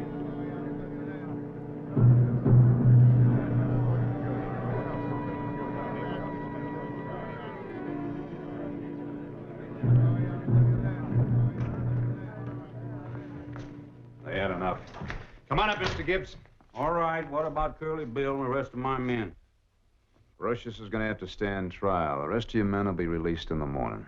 Oh, you're gonna hang Curly, but legal, is that it? I'm going to try and save him if I can, Mr. Clinton. Oh, sure, you're gonna save him. Well, don't bother.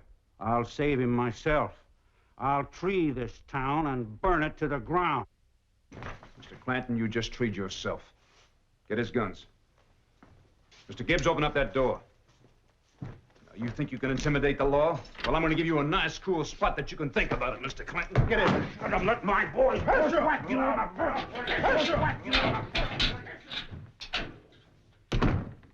Lovely performance, Wyatt. But I would have been more pleased if you'd killed him. However, this is a good start. Now, after Curly Bill is hanged... That won't happen if I can help it. What? He killed Fred White. Shooting at a star isn't allowed.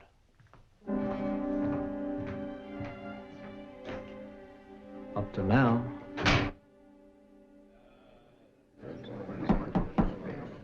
No matter what they said, I didn't mean to shoot Fred White. Mr. Brocious, your gun was pointed directly at Mr. White at extremely close range, and then it was discharged. Now, do you expect this court to believe that you, an expert with guns, did not deliberately fire that gun? I don't know how it happened. I'm telling the truth. Marshal White asked me for my gun. I was giving it to him. Barrel first? I don't know. I was handing it over, and he grabbed at it, and it went off. And that's all you can tell us. I was drunk. I really don't know how it happened. I'm telling the truth. Well, fortunately, we have a witness who was not drunk. That's all, Mr. Brocious. Step down. Marshal Earp, will you take the stand, please? Yes.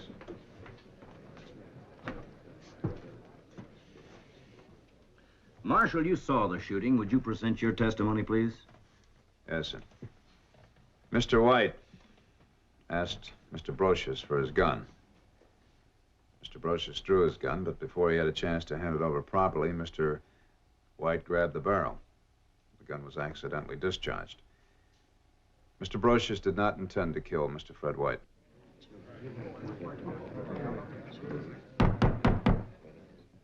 I fail to see how the gun could have fired unless it was cocked. And if it was cocked, Curly Bill must have intended to use it. Well, not necessarily, sir. Mr. Earp, I, too, have some knowledge of firearms. I realize that accidents can happen, but a gun cannot be fired unless it's cocked.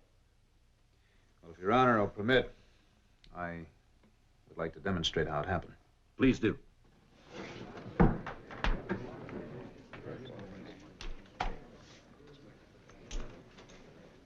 Now, this is Mr. Brocious's gun.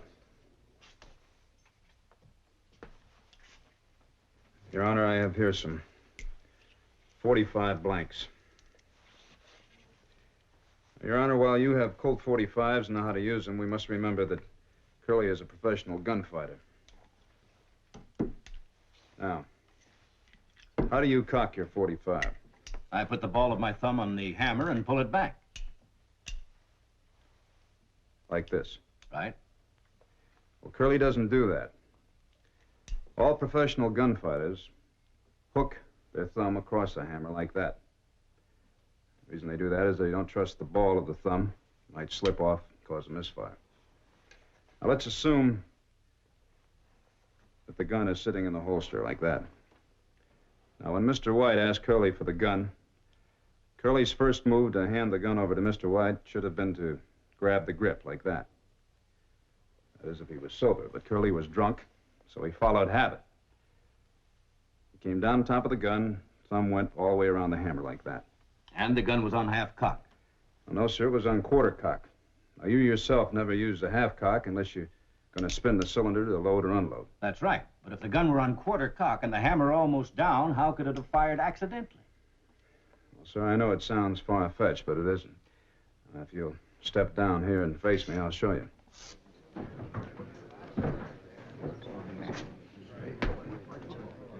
Now, I'm going to draw the gun the way Curly did. As soon as the gun leaves the holster, you grab the barrel and give it a yank. I'd better do it slowly. You ready?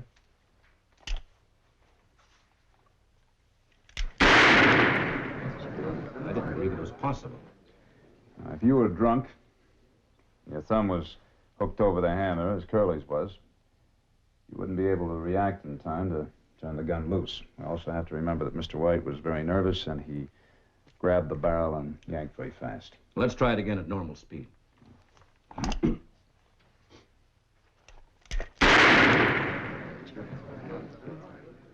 You're right. Curly didn't have time to take his thumb off the hammer. His cocking the gun was an accident. Mr. Fred White himself caused the gun to fire.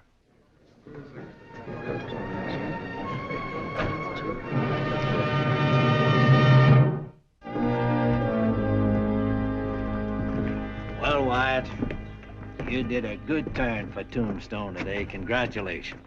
Lay off, will you? Well, I assure you I will, but not Curly Bill. I know all about Curly Bill. Wyatt, why in the name of your tin star did you set him free? Why didn't you keep your mouth shut and let him hang him? Because I couldn't. There are times when I can't understand your set of rules. One day you want to clean out the hoodlums, the next you defend a rattlesnake like that and get him off free all by yourself. Why? Because if I allowed one man to be executed unjustly, even a rattlesnake, I'd have to turn in my star. Doc, even you would despise me. By God, I would. Well, he cleaned up the country, the old Wild West country. He made law and order prevail. And none can deny it, the legend of Wyatt forever will live on the trail. Oh, Wyatt Earp, Wyatt Earp, brave, courageous, and bold. Long live his fame, and long live his glory, and long may his story be told. Long may his story be told.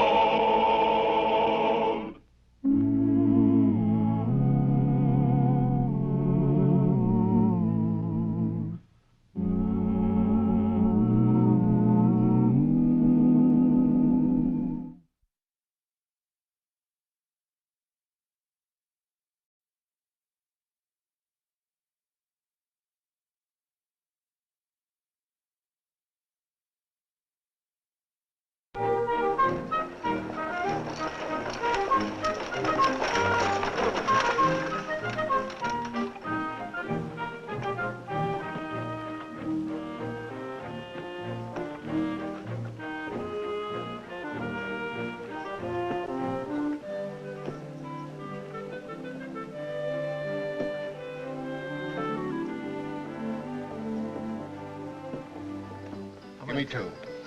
1, 2 to you. 3. And 1, 2, 3 to you, and the dealer takes 2.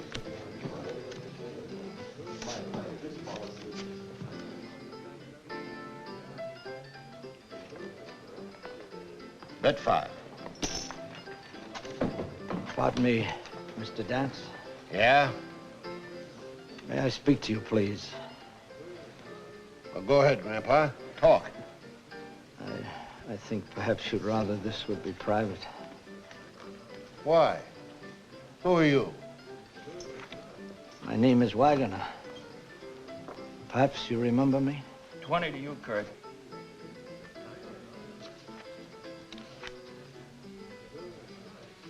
Yeah, the face looks kind of familiar. It should be. Though it was over 20 years ago. San Angelo, remember?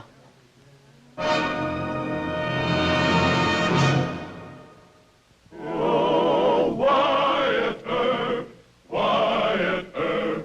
brave, courageous, and bold. Long live his fame, and long live his glory, and long may his story be told. The Life and Legend of Wyatt Earp, starring Hugh O'Brien.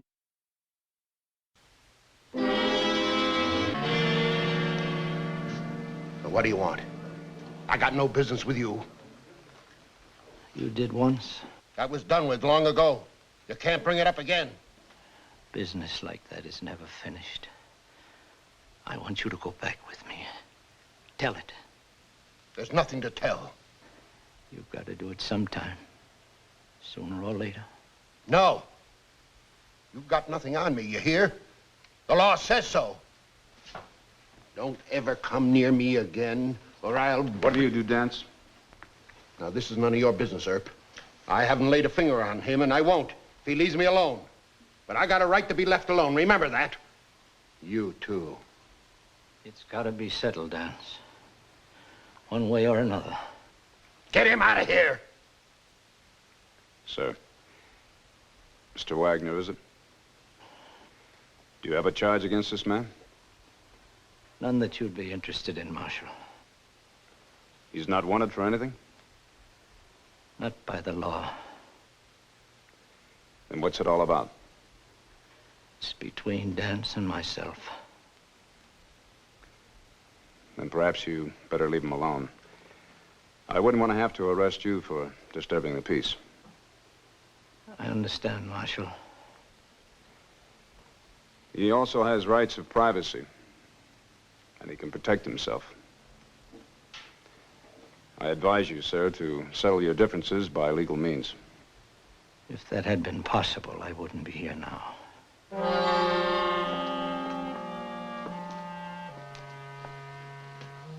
Anything you want to tell me, Dance?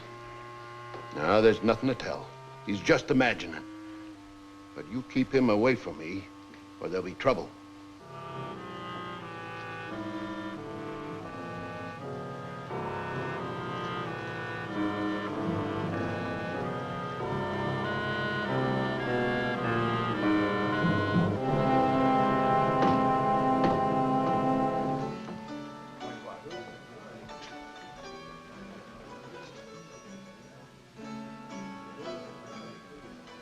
You in, Dance? What are you so speckled at?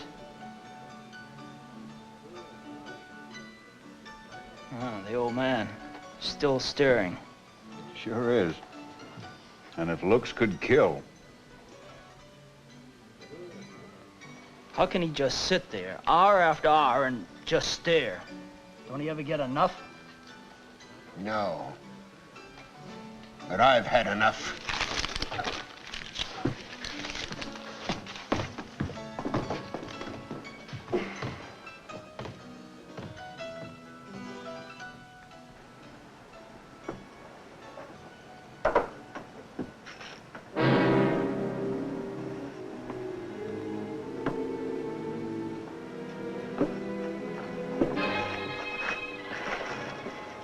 I've had enough. I'm going to fix you so you won't stare at me.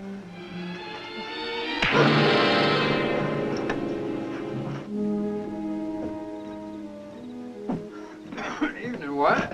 Oh, howdy, John. Where you headed? Home to bed. Yeah, that's where I wish I were. Your paper all made up? Yep. All the news and stories I can scratch up. That is, unless you're holding out on me. Not a chance. Come on, have some coffee with me. Oh, now, Wyatt. Coffee's no kind of a nightcap to offer a tired editor. You kind of Hey, Wyatt! What's the trouble? That old man's been beat up pretty bad, Wyatt. We got him down to Miss Nellie's. Looks like I get a story instead of coffee after all. Where's Kurt Dance? He's in a game over at Elhammer. Well, you go get him. Bring him to Miss Nellie's.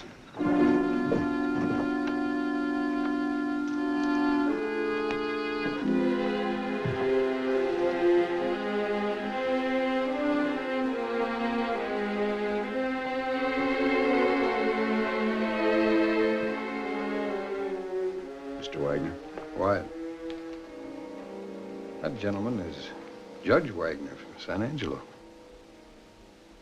That's right, young man. You know me. Yes, sir. You don't remember me, do you, Judge? John P. Clum? Oh, I'm afraid I don't. That's all right, sir. I was a young man then. Seems like a long time ago. I'll wait downstairs, White. Miss Nellie, may I speak to you?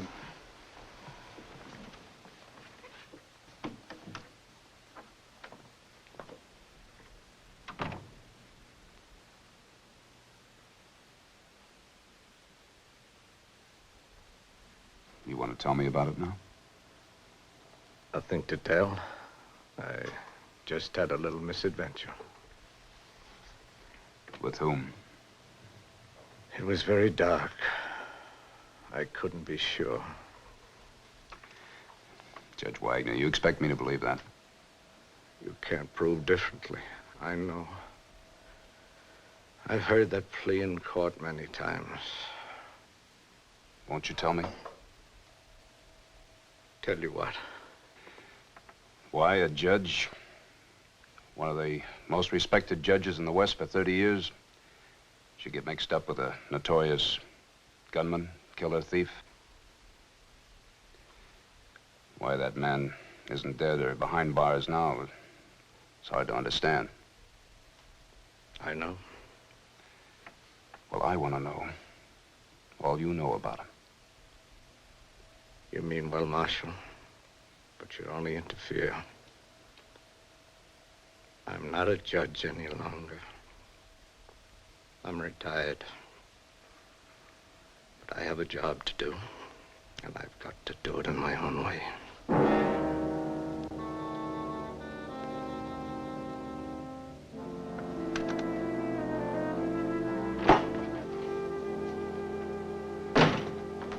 Everything peaceful? It's early yet. Don't count your chickens.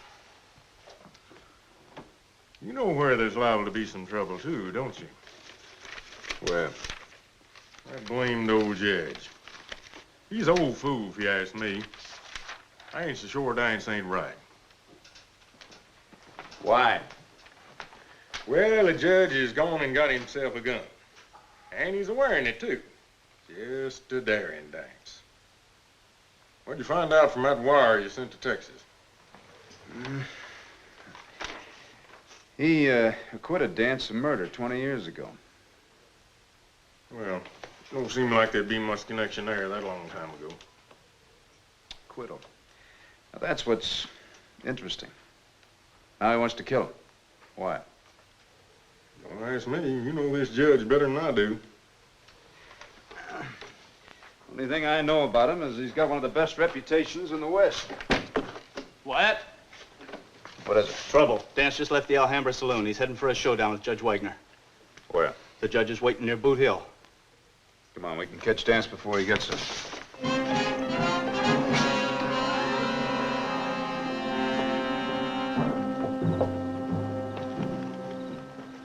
Hold it, Dance. This is where you stop. Now listen, Earp. I didn't ask for this. He's made it so I can't refuse.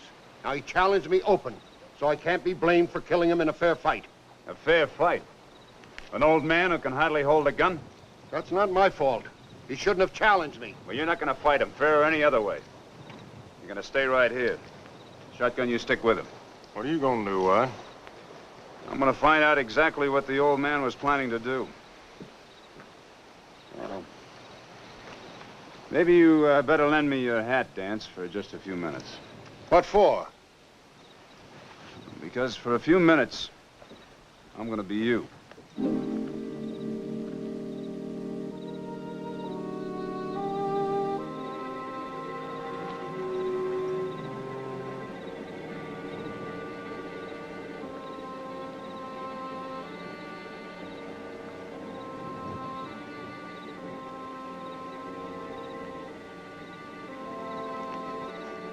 Judge?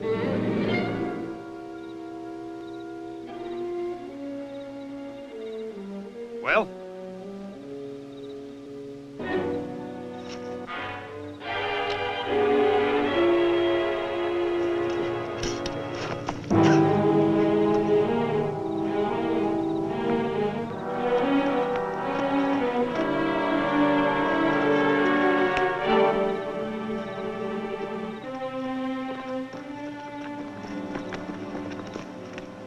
What happened?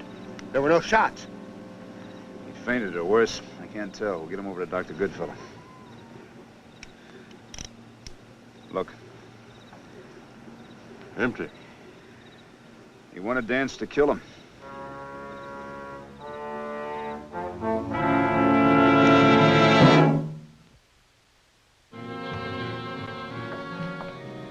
How is he? He's weak, but he's all right.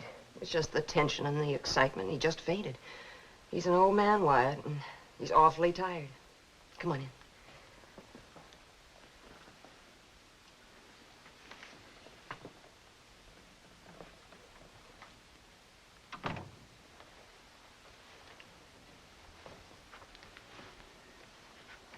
Judge Wagner. Marshal, I told you you'd only interfere. You still won't tell me what this is all about? Then I'll tell you. 20 years ago, you acquitted Dance of a murder charge. Now you pass sentence on him and say it should have been done a long time ago. That must mean that you found out you were wrong. Or what? Or you acquitted him knowing you were wrong. Yes, you're right. It's even worse than that. I took money to acquit him. You. Judge Wagner. Yes. Amos Wagner. The man with the finest reputation for honesty and integrity in the West. A reputation any man could be proud of. You can imagine how I felt sometimes hearing those things said and reading them printed about me. I felt like a fraud, a miserable imposter. And that was the only time in a lifetime as a judge that you did anything like that? The only time. But I needed the money so badly. My wife and my child were sick. Dance knew that. But it didn't do them any good. I lost them both anyway. Now I'm old and alone. And I must right this one terrible wrong I've done. But this isn't any way to do it. If you feel that you must redeem yourself, go on back to San Angelo and confess. I already did that. Perhaps they didn't even believe me. They said that there's nothing they could do about it legally. Even if it were true. They didn't want to besmirch my reputation at this late hour. Well, maybe they were right. One mistake in a lifetime of service. It's not that simple. I set that man free to kill again. And he has many times. Those lives are on my conscience. And I won't rest easy until I've done what I can. Until you've killed Dance? Or seen him on his way to the gallows. Well, you wouldn't have accomplished that tonight, Judge Wagner. He could prove that you openly challenged him. And how was he to know that you'd face him with an empty gun? Yes, it's very difficult. A very difficult problem. I've tracked him this far, but now I don't know what to do. Well, a man like Dance is bound to wind up on the gallows eventually. Why don't you leave him to the law? You're the law here. What can you do about him?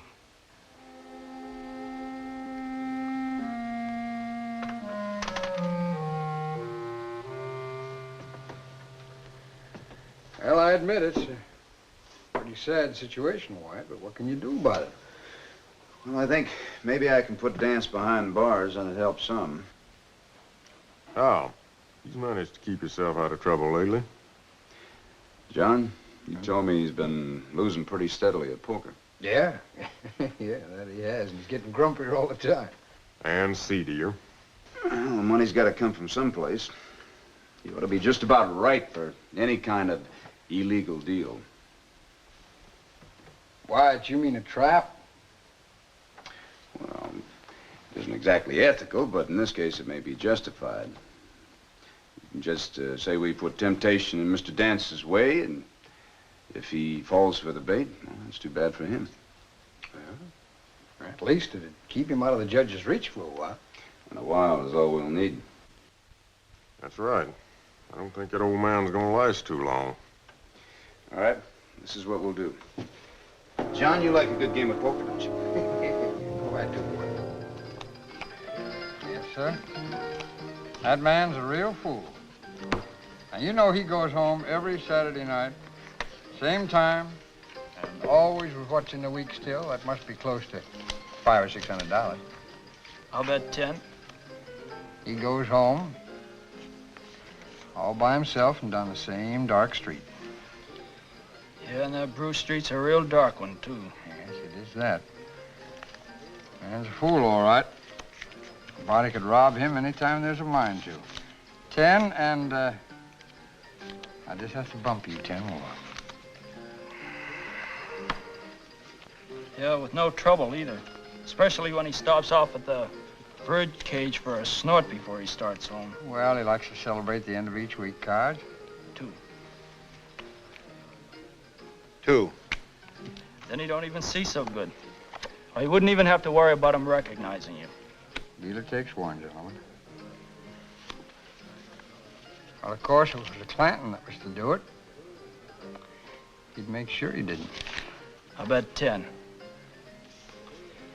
Yes, sir, that'd be real easy pickings. Well, how come the Clantons don't do something about it? Why, old man Clanton gave up that kind of thing when he was a rosy-cheeked boy. 10, and I'll just have to make that a little sweeter by another $20, gentlemen. No, that's too rich for my blood. See you. You see, old man Clanton, he likes to go for the big stuff like I do.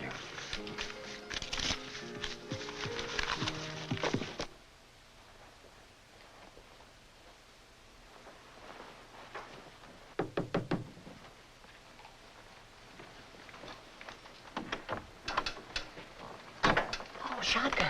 Howdy, Miss Nellie. Wyatt just sent me over to check on old Judge and make sure he's in bed. Where else would he be? He's sound asleep. Yeah, well, that's good. Shotgun, is something going on?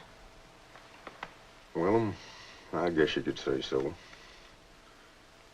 You know, I wish that old Judge never come here, Miss Nellie. Why, what's the matter? Well, Wyatt's took on his troubles, Now he's going to meet Dance. He just might get himself gunned. How do you know? Are you sure? Yes, ma'am, I'm sure. I even know when and where. A little after 9 down on Bruce Street near First. Why aren't you down there? Well, I'm going. Even old White told me to keep my nose out of it, said I might gum things up. Well, you get on down there right now. Yes. Don't pay any attention to Wyatt.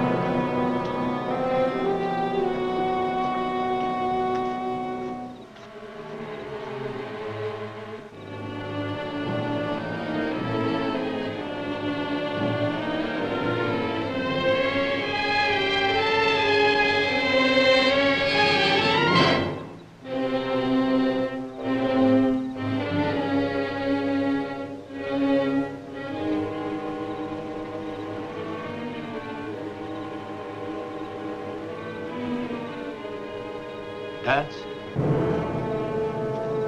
Who is it? It's me, Judge Wagoner. And now I'm going to carry out this sentence. No, no. You don't get me to fall for that. I saw the empty gun. It's not empty this time. I told you. You can't do a thing to me. Can't I?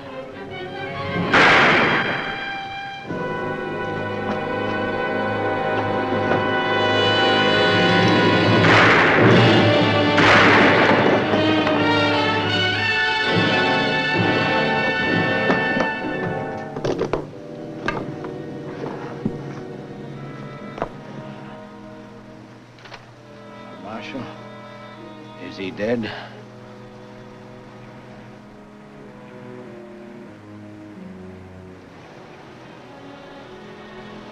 Yes, he's dead. I'm glad I didn't let you interfere this time. Judge, if only you'd waited a little. My time was running out anyway. But I would have gotten Dance for you. You might have been hurt. But this is the last. The last what? The last killing that Dance will ever commit. But this one won't be on my conscience.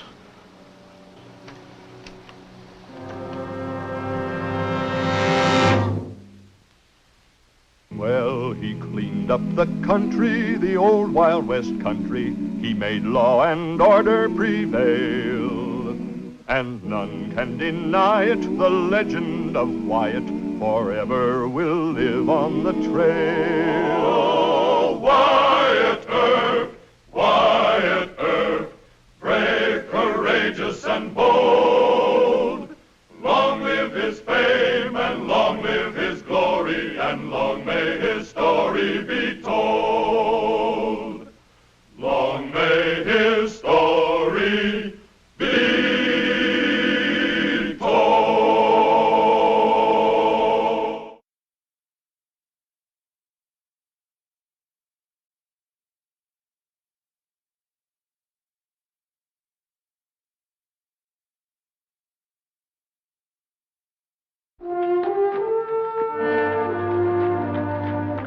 are mighty fine horses, Mr. Beamish.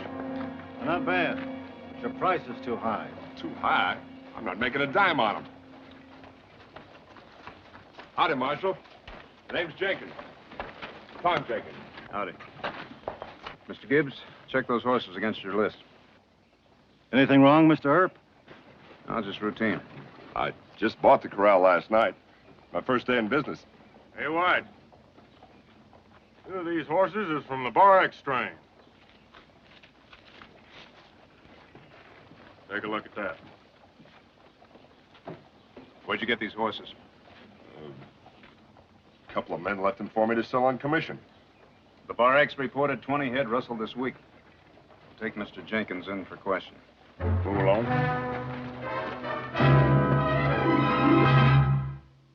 Oh, Wyatt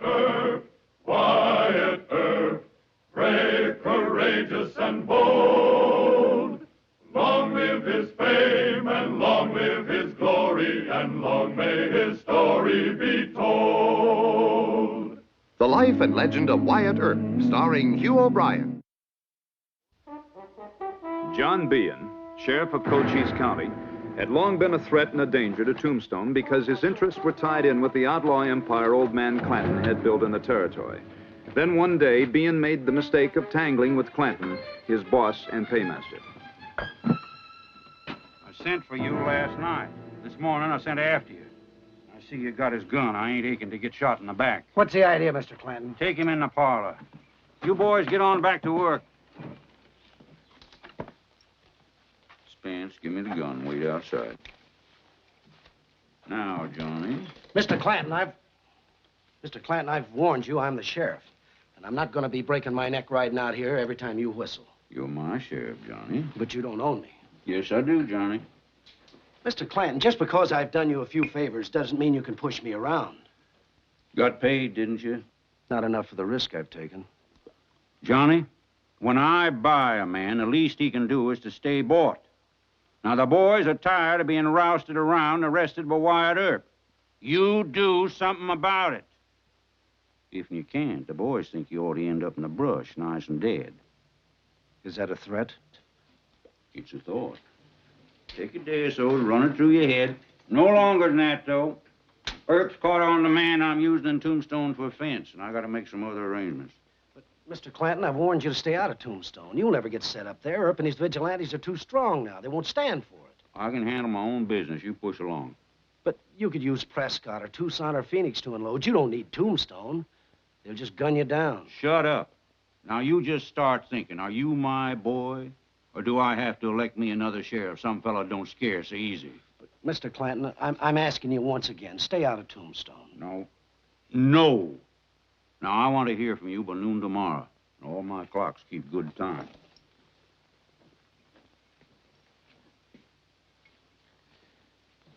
How about my gun?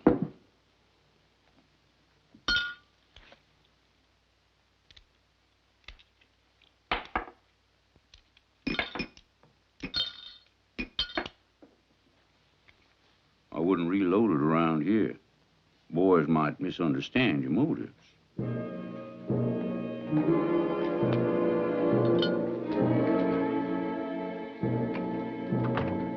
men who left the horses with me said they was old customers of James and Larson, the folks I bought the corral from. How was I to know they was stolen? Mr. Jenkins, you came here from Tucson last March. You bought a half interest in the Birdcage Saloon. Is that correct? Well, yeah. And you went back to Tucson. And suddenly you show up here as the owner of the OK Corral stable. Your nickname in Tucson is Snaky. You're on the payroll of Clanton and 10% ring. Oh, now, hold on a minute. You want to deny this report? We do police work here, Mr. Jenkins. That means we keep track of men like you. That doesn't mean that I'm guilty of rustling horses.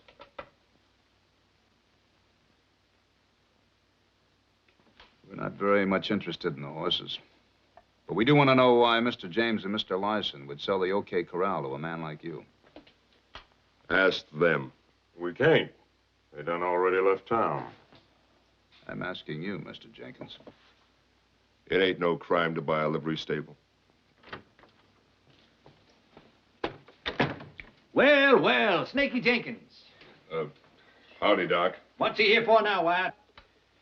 He bought the OK Corral. We caught him selling stolen horses. You want to waste time with Jenkins?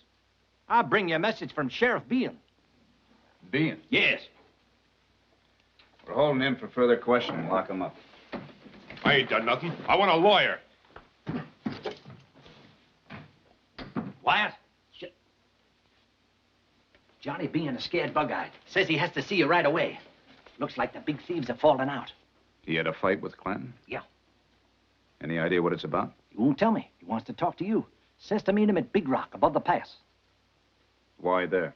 He thinks they're watching him. He doesn't want to be seen talking to you. This may be your chance to get rid of him, Wyatt. Maybe. Meantime, see if your hoodlum friends know who really bought the OK Corral and why.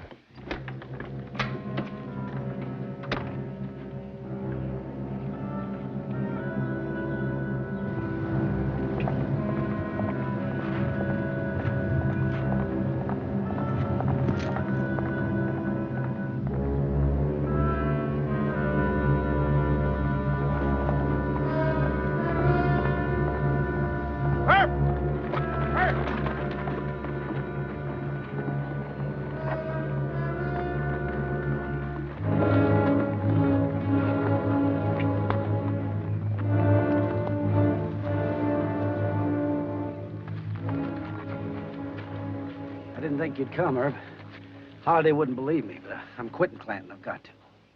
Why? Because the old man's pushing and crowding me, and I'm getting in too deep. You should know this is on the level, Herb. Why else would I spill to you? You do seem a mite scared. Sure I'm scared. The old man's moving into Tombstone, and he's out to get rid of you. Won't be anything new. I just want to go on record first that anything Clanton pulls in Tombstone, don't blame me. I'm through with him. For how long? From now on. You know something, Johnny? I don't think you can afford to turn honest. It's not the money, Herb. You never did understand, but Clanton thinks he owns me. You aim to quit as sheriff? Just as soon as I can. You know, if you weren't so particular, I could get you elected in my place. Ryder's coming.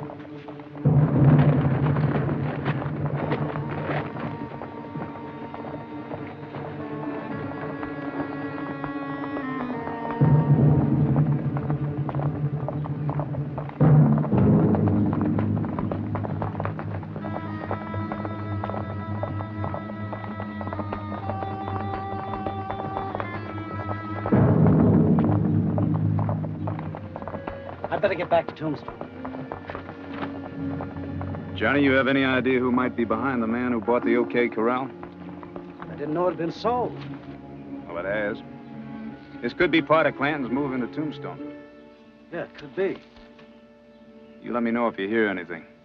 And I hope you can quit, Johnny. Watch yourself.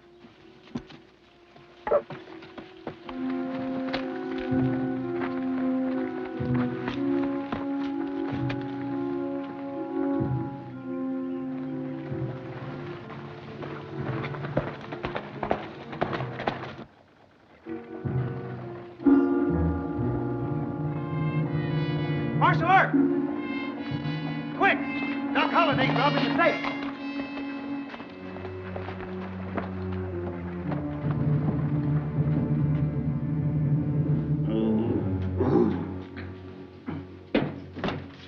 Doc, what in thunderation you doing? He just busted in and slugged Mr. Kemp. You get Mr. Kemp over in another room. Fetch Dr. Goodfellow. Doc, you know you can't do this without a search warrant. It's a fait accompli, Wyatt. That's French for Holiday's done it. Take a look at this. Old man Clanton bought Snaky his interest in the bird cage. And Snaky turned around, sold it, bought the OK Corral and stable. What would Clanton want with a stable? I don't know. I'll go ask him. No. You stay away from Clanton. It's obviously a front for something.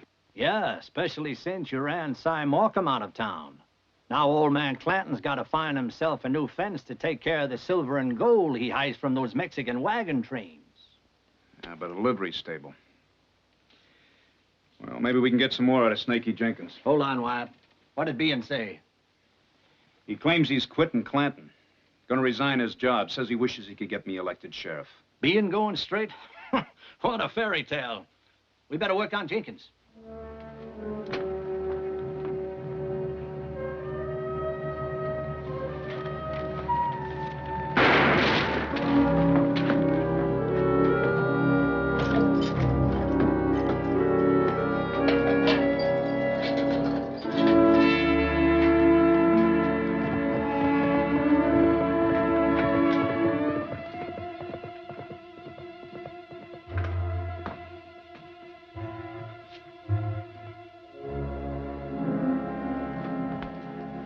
Cast iron gall, shooting a prisoner. If we don't stop him fast, we might as well give him a bill of sale to the whole territory. Clanton? Who else? Well, I ought to put Snakey in a cell with no window in. They'd have got him some other way, Mr. Gibbs. I'll ask Wells Fargo to see if their undercover man in Charleston can dig up anything. If Bean thinks he's next, he might start remembering what. I'm going to talk to Bean again, but I'll wait until after dark. Meantime, you and Mr. Gibbs shake out every saloon in town. Somebody's going to know something.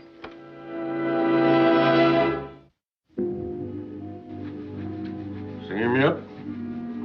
Nope.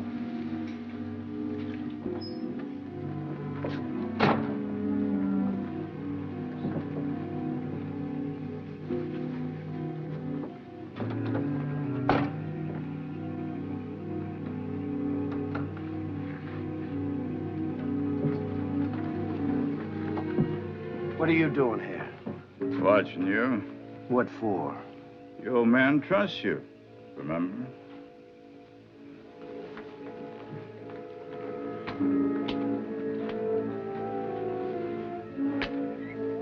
There he is.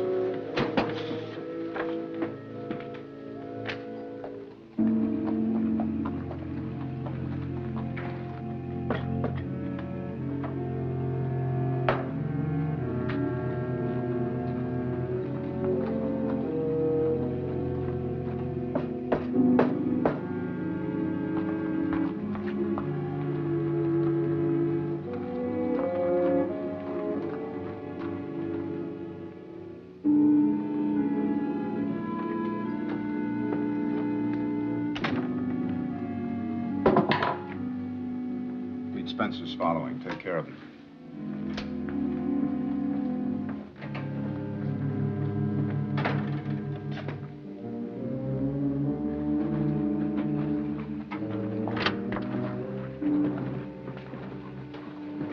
Hold on, son. I want to talk to you a spell. I can now. I'm busy. Real busy? Step inside. Johnny.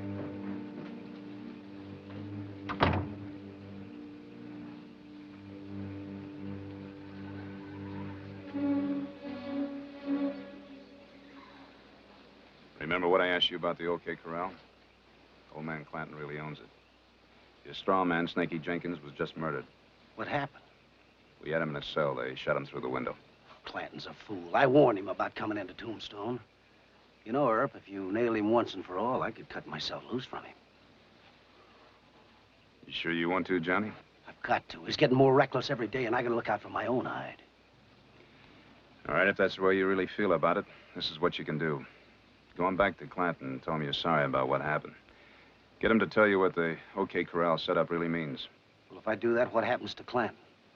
And what about his top guns, Brocious, Ringo, and the McLowrys? You get me the information I need, and I'll try and catch Clanton and the others, too. But like I said before, watch yourself.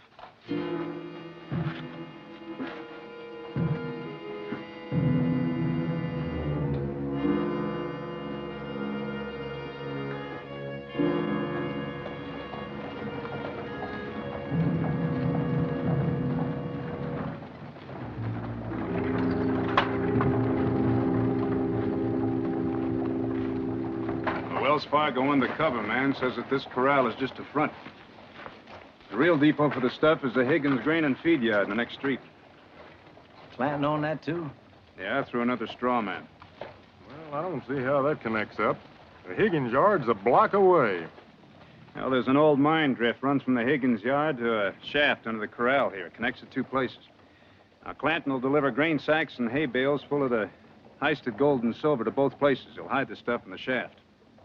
I don't like it. Why? Johnny Bean, I don't trust him. I don't trust him neither, White. Well, I still think Bean should have one more chance. Look, we know enough about what Clanton's up to already.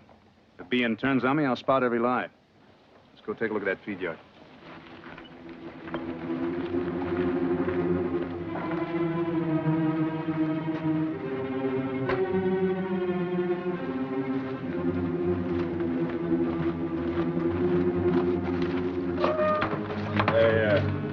Watch him.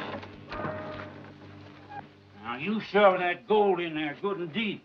Mr. Clanton, Sheriff Bean's outside. Says he has to see you. All right, Spence, you lend a hand here. Now, you boys get a hustle on. We're moving into Tombstone tonight. Oh, Mr. Clanton, I don't know what got into me yesterday morning. Bad temper, I guess. But, well, anyway, I'm still your boy. I'm back.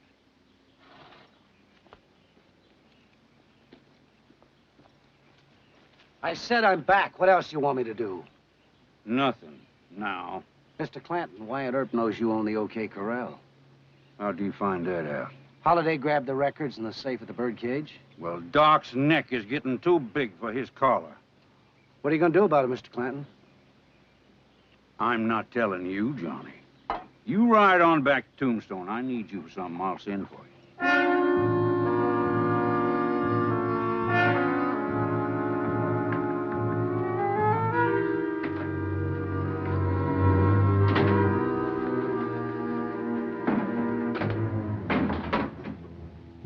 Jumpy, aren't you, Johnny? I thought you were one of the Clantons.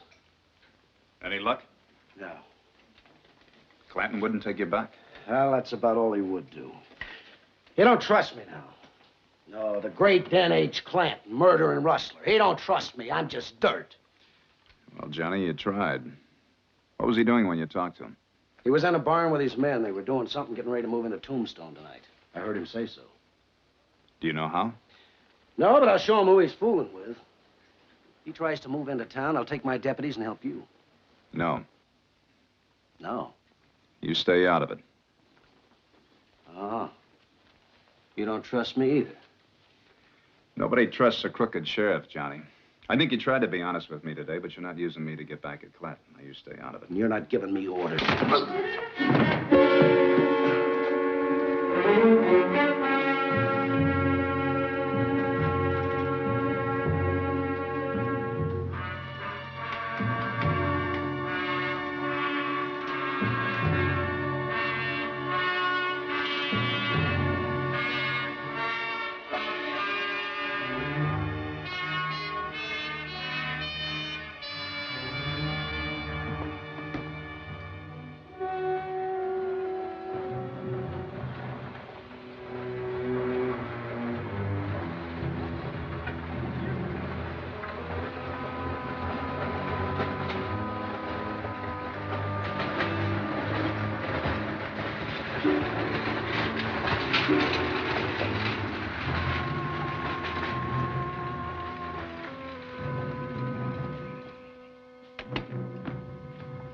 Two wagons, oats and hay. One of them are heading for the OK Corral and the other one for the grain and feed yard. Anybody see you? Nope, I was real squirrely. We'll give him a half an hour to unload, and we'll move on the Higgins yard. Old man Clanton in town? I ain't seen him. Well, we'll scatter on patrol, and we'll all meet at the Higgins yard.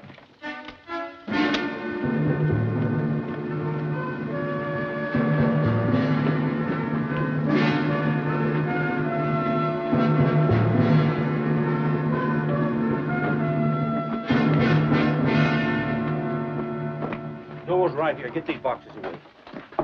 Come on, now get the torches. Go out and get the bales. Get them out of the wagon and get them in here. They don't do us any good in the wagon.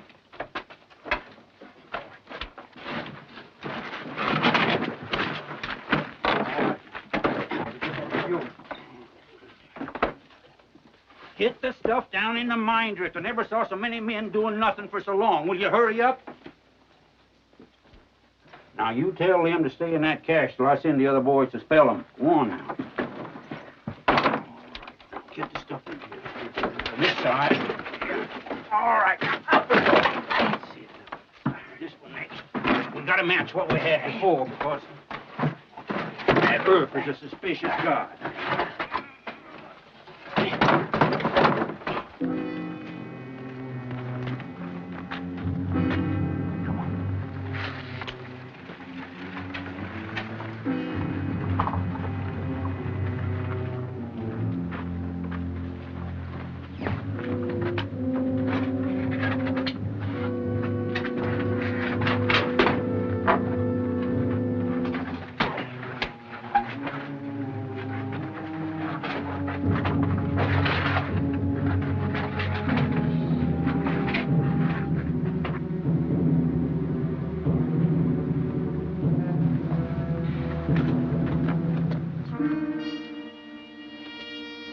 Why, Doc?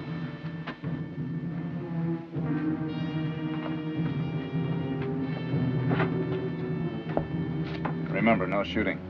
What if Johnny Bean resists? Don't worry, he won't resist.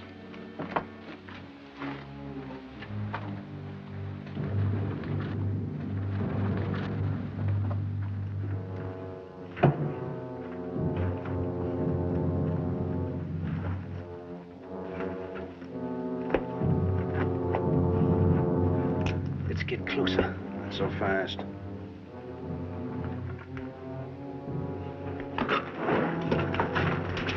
All right, this is Marshal. Come on out of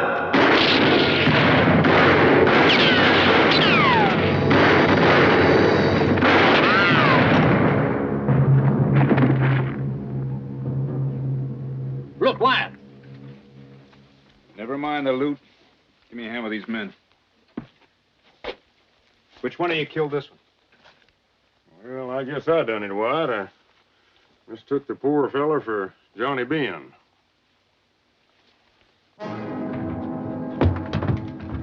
Lift them, Johnny. Light them in. Mr. Clinton. Here he is in the bedroom. Who done this? Wyatt Earp. Take these ropes off, will you? Earp found my new cash tonight. You tell him? What cash? Where? Boss, you didn't let Johnny in on it, remember? That's right, I didn't. Well, you should have known what Earp was doing. You should have warned me. I tried to warn you. You tried. Well, trying ain't good enough. You want to go on being my sheriff. You got to do better than this. Yes, sir, Mr. Clinton. Now, will you take these ropes off? My wrists are worn raw. Let him move.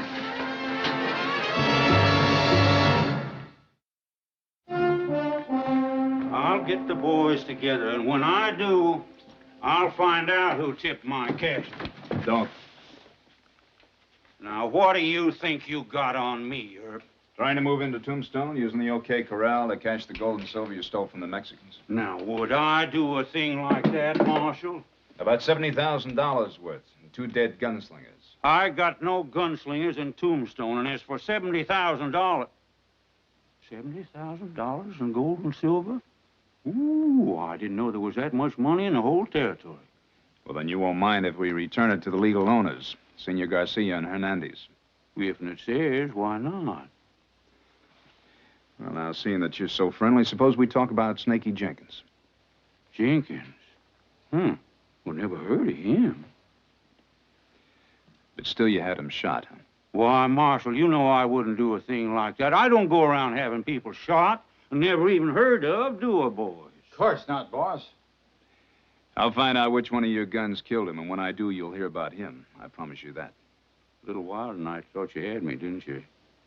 Well, you just keep right on trying. One of these days you might get lucky, providing I don't get lucky first. Anything else, Sonny?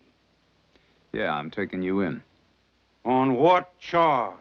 Carrying guns in Tombstone, $50 each, and you had a lot of boys in town. Well, now, wait a minute. I ain't gonna pay for all of them. Well, I think you will.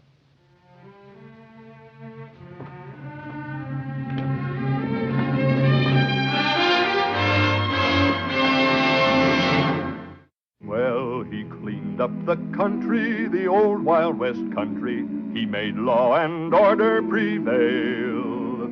And none can deny it, the legend of Wyatt forever will live on the trail. Oh, Wyatt Earp, brave, courageous, and bold.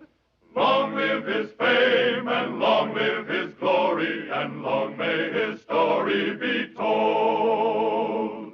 Long may his story be told.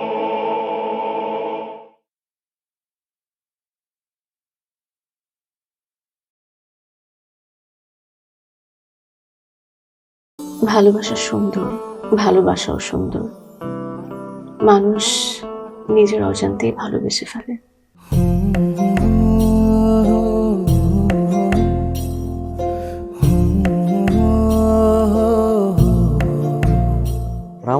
কি জানেন, আপনার মতো জানাশোনা কাউকে না আমার বিয়ে করা উচিত।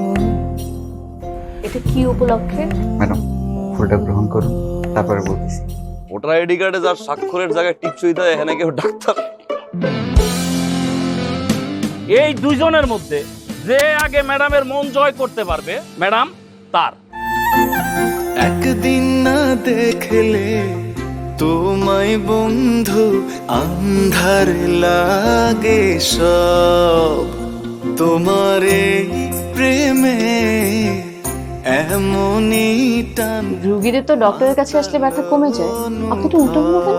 আপনি কি একটু উল্টা? তোমায় ছাড়িয়া যাব মরিয়া, তোমায় ছাড়িয়া যাব মরিয়া, যেও না বন্ধু আমার ভুলিয়া ভুলিয়া। আমার মনে হয় আমার সমস্যা কপালে, ম্যাডাম আমার কপালে নেই, আমার কপালে আছে দাগ।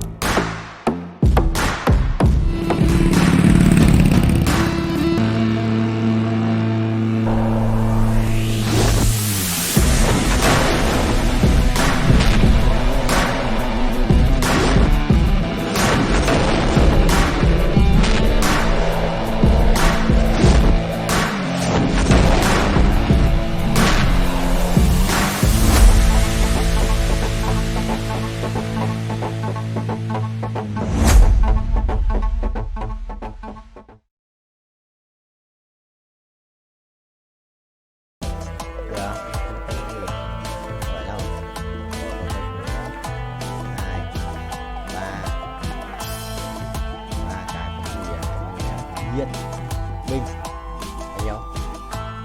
5M. Ủa 50%. 35M. Chịu thua em rồi. Mọi ngày giữa đêm tối. Chuẩn không? Ui, ra với bia này. Độc dược à? Thôi cứ không quan trọng. Vụ nổ lớn. Bình sẽ sẵn bài tử thần mà. Điều hiểu sẽ sẵn bài. Chưa chạm đất, trải thải cái gì cái đường đâu mà chạm chứ. Là thế rồi. Đang xuống rồi, đang vòng xuống rồi, đang vòng xuống. Đang số thì binh sinh linh không? 3 2 1. Perfect một lần này. Đấy kiếm 15 lần perfect không? 100 lần perfect thì đã 6 triệu. Ơ. Nhờ 7 triệu. Mình cần 50 thôi, đã được 5 củ rồi. 7 củ là bình thường. Chuẩn rồi, chuẩn rồi. Đấy á, đón thêm một nhịp. Đón thêm một nhịp vào mình rồi.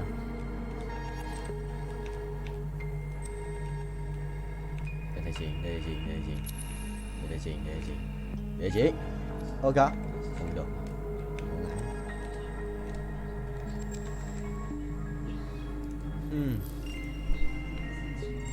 Mất kiếm mà. Cổ không mất áo luôn. Mất áo luôn à? Nếu còn gì? Phải lấy găng tay. Đây để thay. Rồi 1 2 2 lần. Thế là 30% à? Xem bao nhiêu nhá. 30 30% bình. Cũng gần 5 củ rồi. 40 củ à? 2 lần được 10 củ rồi. Thấy ảo điếc. Let's go.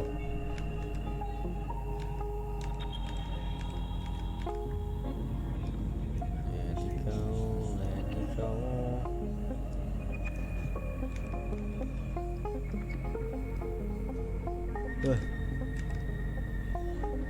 Một chiếc binh chi linh không vậy. Bánh 7 láp à? Gậy 456 triệu coin để rebirth tiếp à? Sợ khó đấy. Anh cần 50 củ rồi này. Phải chừng 40 củ tròn. Kiếm tiền từ điêu ấy. Một lần perfect này. Một lần perfect, một lần perfect.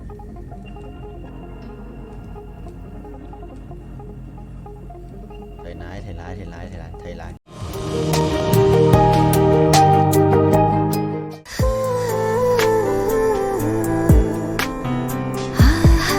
আপনি কিন্তু দেখতে যথেষ্ট সুন্দরী একজন মানুষ। দেখতে বেশ romantic, যেন শেক্সপিয়ারের নাটকের কোনো নায়িকার মতো। ভেবেছিলাম, কিন্তু আপনি তো পুরোটাই মর্মান্তিক। যে কোনো মানুষ আপনাকে দেখে মর্মাহত হতে পারে।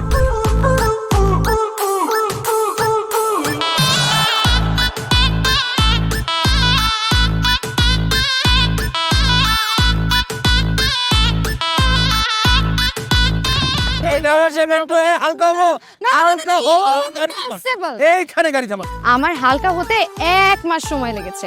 আপনার 1 মাস সময় লাগে? আমার হালকা হতে তো 1 মিনিট লাগে।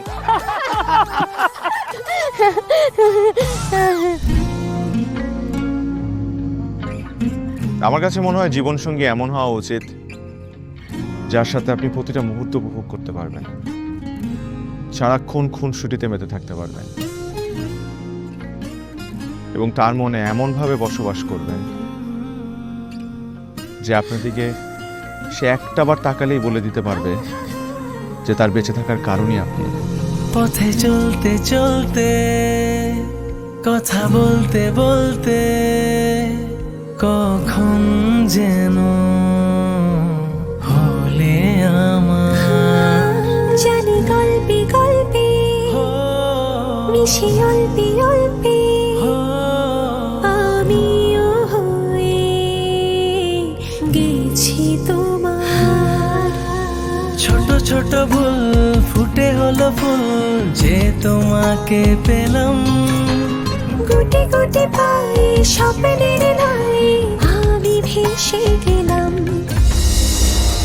আপনি কি মনে করেছেন একজন মানুষ আমার জীবন থেকে চলে গিয়েছে এবং আপনি সেই সুযোগটা কাজে লাগিয়ে আপনার ফিলিংস গুলো আমার কাছে এক্সপ্রেস করবেন আর আমি সেটা হ্যাপিলি অ্যাকসেপ্ট করে নিব? এই হচ্ছে আপনার বন্ধুত্বের নমুনা? রোদের পাখি তোর শহরে আমার মনের স্বপ্ন ঘিরে, ওরে পাখি ওরে সারাক্ষণ। তোর শহরে বৃষ্টি হলে ভিজে আমার মন।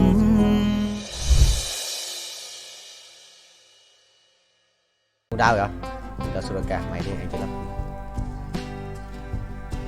Đừng nhặt nhầm đồ, đừng nhặt nhầm đồ, đừng nhặt nhầm đồ, đừng nhặt nhầm đồ. Xong. Có đủ rồi này. Chả có nằm như thế này, có ấn gì à? Ấn gì ấy? Thần thoại ấn sử ra. Trốn không? Trốn không? 400 củ đây. Vì có phải nữa là 531 củ. Tiền perfect. Perfect. Mini code 416 lap. Qua 400 lap rồi. Rồi.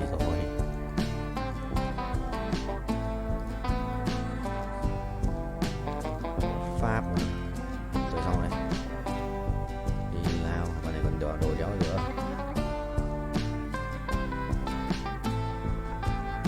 Còn nào đạp phép không?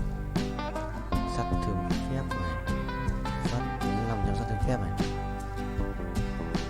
Con này full sắt thương phép này. Ok. Làm đéo còn là còn một cái kìm có đồ nó đéo. Ok, xong. Cái ai đây? Ba cái thằng kia. Bạn kia có lắc thì sự láo đấy.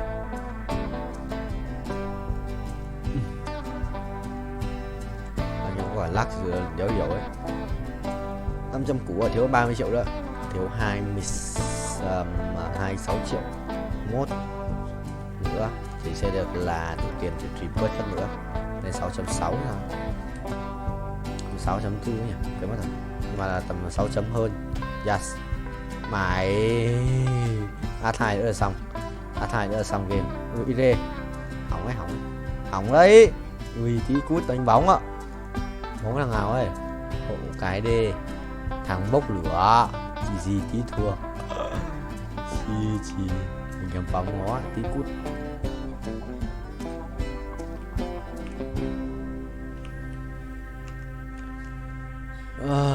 Cho thêm máu à? 19 thì làm chi? Là mình phải thắng hoặc mình cút. Một trong hai thằng này.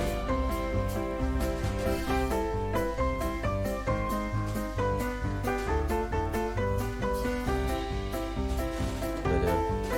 Đây cút đi. Đéo được, vẫn đéo đủ. ra át này. Thằng này cầm 2 con át. Một thằng cầm 2 con át này. Thằng này không cầm át nào. Nó muốn lửa cho giết nó rồi. Nó 5 máu rồi, bây giờ thì 15. Nó muốn chết mình chỉ chết.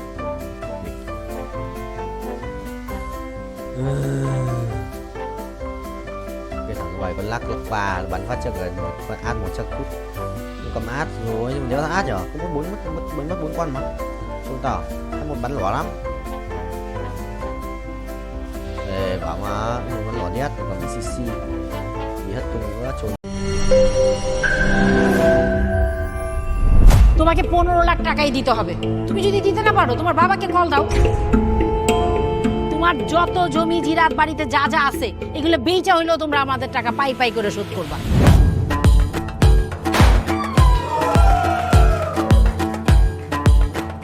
একটা ব্যাপার কি খেয়াল করছো, শহরে কিন্তু 2টা রূপ, রাতের এক রূপ, দিনের আর এক। বেঁধেছি ঘর হৃদয়ের পর গাঢ় সবুজ ওই গহীন বনে। আরে ব্রো, সবসময় চিল থাকতে হবে, কিচ্ছু মাথায় নেওয়া যাবে না। ভালোবাসা হচ্ছে একজন আরেকজনের উপর ভরসা করে, একজন আরেকজনের হাতের উপর হাত রেখে এই জীবনটা কাটিয়ে দেয়।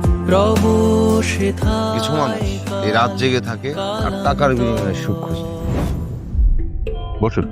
এখন তো সিরিয়াস হওয়া উচিত, তাই না? আমি তো কোথাও যাচ্ছি না পার্টি করতে, তুমি কেন যাচ্ছ? কেন বন্ধ করতে পারতেছো না বলো তো?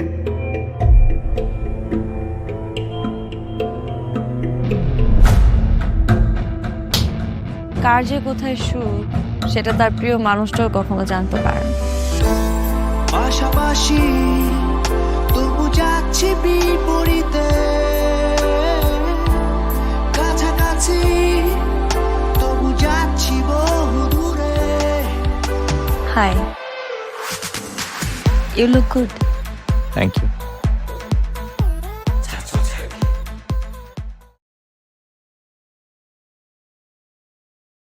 Rồi rồi thì xin đấm đầu đấy. Chết mày. Mày. Ô. Ui. Chịu. Một chết không chết. Nhưng mà con quái tí giết con chít. Quái giết con chít xong là nó chết luôn. Quái chít chảy đau đấy. Chôn tao. Vài thằng này cũng khỏe à. Thằng 229 chưa chết à? Xong rồi.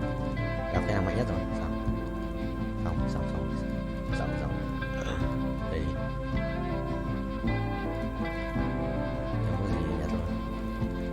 Thôi bài full rồi nhà xét cơ, đâu có xét. Thảo xét. Tí ăn thằng này à. Thế quả thì mình sẽ xếp bài lệch sang một chút thì sẽ được. Sẽ xét lui sang đó. Rồi.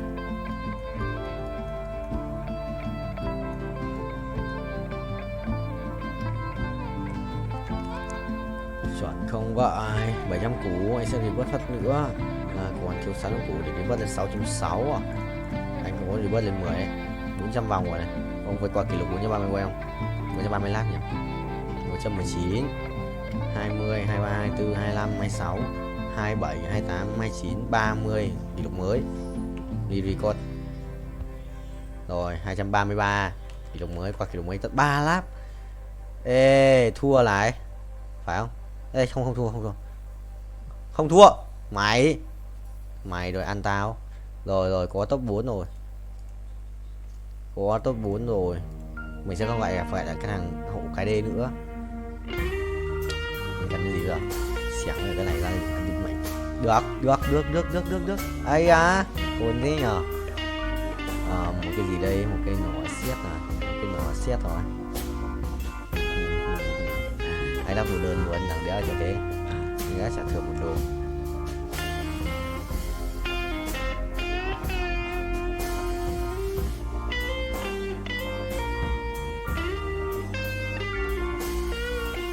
Xét cây đao phép à. Cái thằng này à. Thằng này xếp bài lưu xuống đây đi.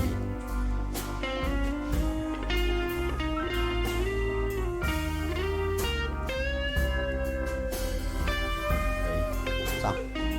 Bế xua thầy. Cái lô bên kia. Xếp bài láo à. Phải bay nhanh như ngựa ấy. Phải xếp bài láo thì nó mới phù hợp. Ok, sự là phù hợp ấy. Không được, không phù hợp rồi. Sắp đi rồi. Sao đứng đây chết nhỉ? Ê thật khỏe đấy. Đừng quăng át nữa, làm ơn. Thua rồi. Thôi.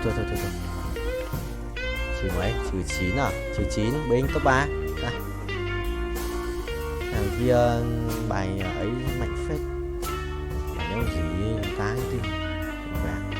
Không biết là khỏe. Chia anh mày đi. Cả tờ nhà anh nữa 134 ạ. Cái nút lên cho nhiều phết. 135, 36, 160, 36 chuẩn. Léo ấy. Mày tích lẻ. Sắp 1 tiếng rồi. Hàng kia khởi động à? Hàng kia khởi động một mới à? Chân không? Đúng trường chân ái. Nghĩa sự kiện 100 lap à? Tôi vượt qua kỷ lục chúng ta. Sự cần vượt qua kỷ lục ấy 600 triệu coin thì đi vớt tiếp. Đéo bật auto đi vớt được, đéo thì cũng tiền.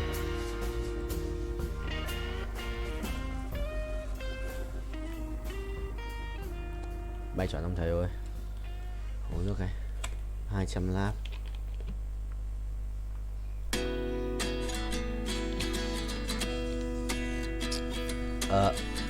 Chọn chưa? Ok, không nhận gì được. Đi ai?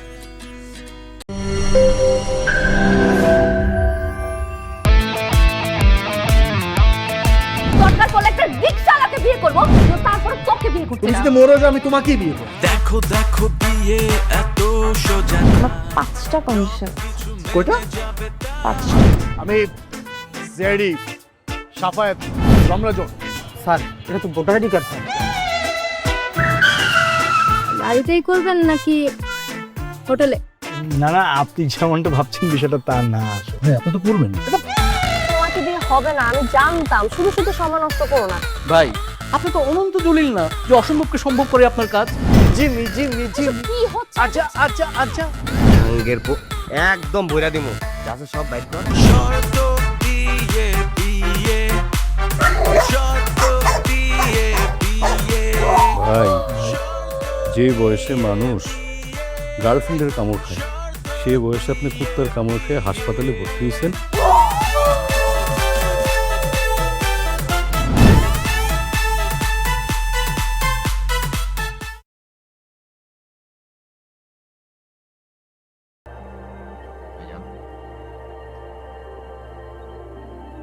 Rồi, ngoài này quỷ nhờ. Nèo số gắt. Không, lục nó thật ở đầu đấy. Qua đi, còn yêu cháu về, anh cần đi qua đây. Hai này làm một tay nữa cần hai này này rồi. Cần đôi chặt, tay nữa hai đồ xịn đôi chặt. Cần đôi. Rồi sẽ vét cũng bay trời. Mèo bay. Nhớ là muốn tiền nào 2% hóa ra thì này thành được này.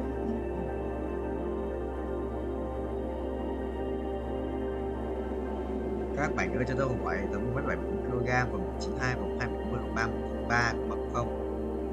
Not. Instance interaction justification link. Explanation.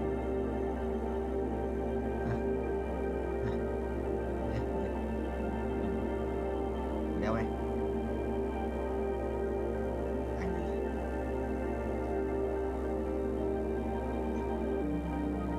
Nguyễn Hoàng Long chụp ảnh với cả Tờ Linh. Tôi có ý này sốt của một cơm.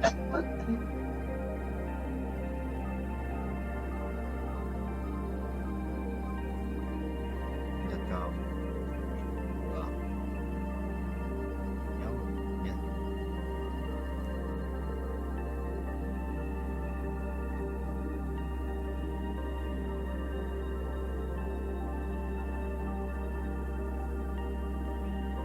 Làm gì đây nữa? Rồi quá.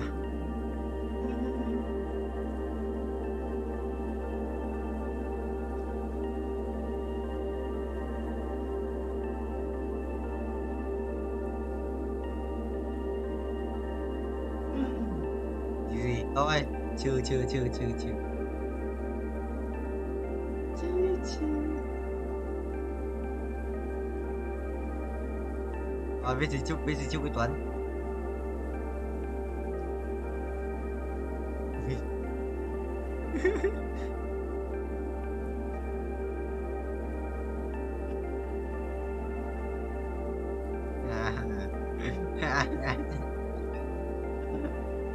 Tao bữa nay sẵn à, có là Tuấn Bảo.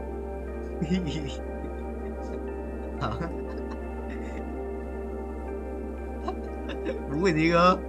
Mày bú cái gì? Tao đâu có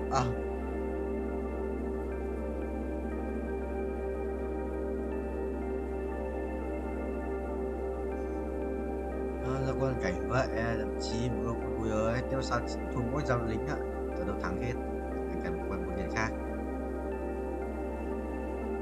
là một người khác.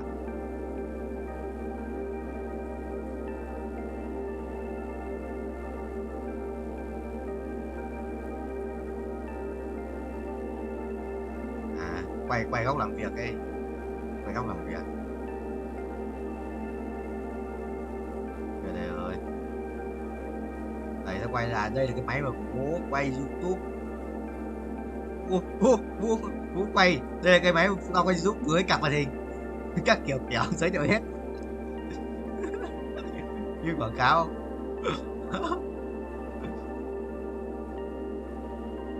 7/6 chưa đâu. Nguyễn Nga thằng tiếng Anh Nga xong 2 nghề mà. Nó bảo là ở trong mấy rồi ở trong season này quá nó cho mấy quả trứng này không anh mở trứng nó xong rồi mở trứng không biết tại sao xong rồi.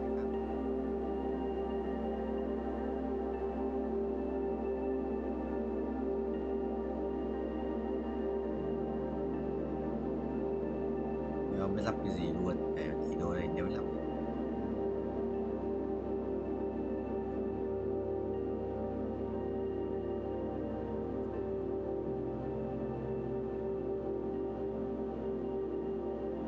rồi là tạo nguyên vũ một lúc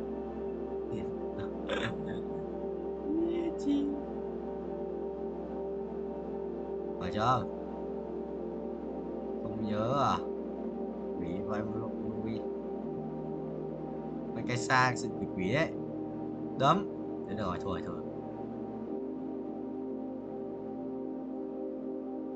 cho thầy vũ với đầu quá.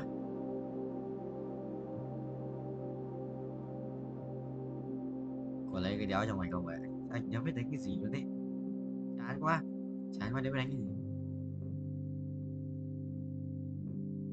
thôi vũ tập hả ok một lùi ơi.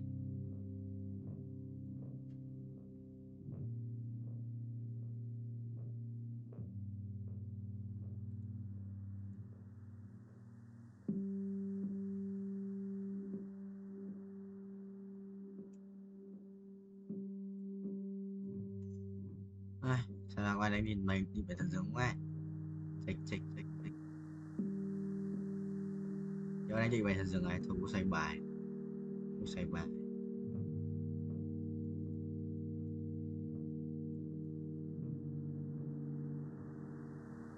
không bước lui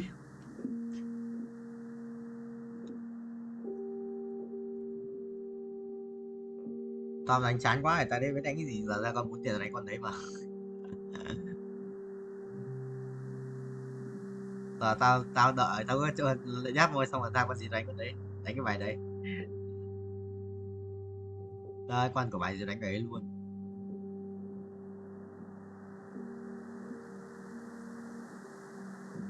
Tượng kinh ấy nhưng mà cút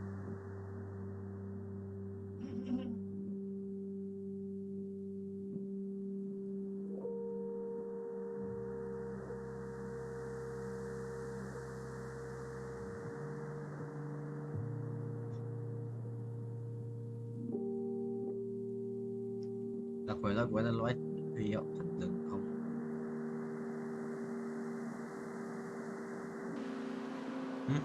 rồi, để chơi rồi lốc vòng một thứ. Nhưng mà ngôn ngữ không phải tiếng Việt. Mình đang nói cả về linh vật chiếu trừ chân lý, thực ra là đang nói ví dụ lốc mày không biết thôi.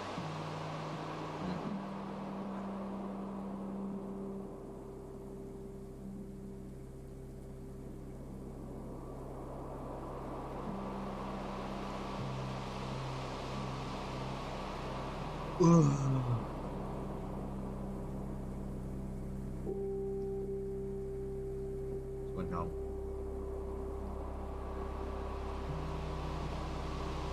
có cái mũ một thủy yếu đó chịu rồi được 2 chiếc. Cái thằng này quen nhỉ, trước đây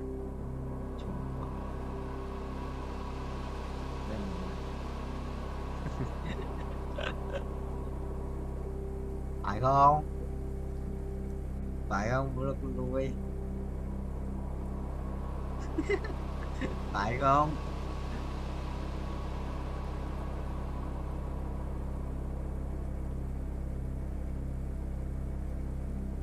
Kinh phải, kinh vậy chào. Thật ra thần dừng để xây bài ấy.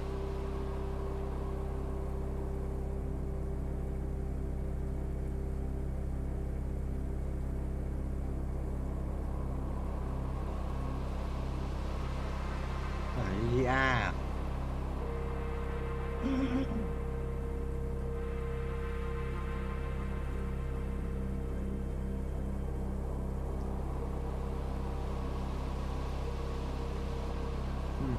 chuẩn không?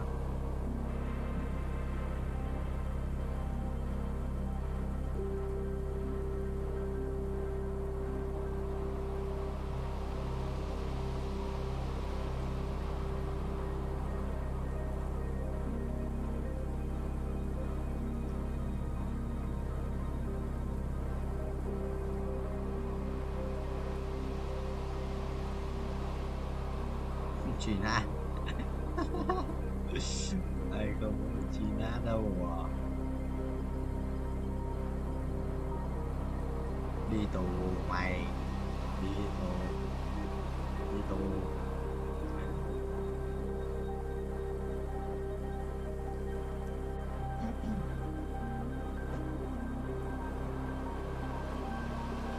Mày đi tù, mày chơi, mày chơi.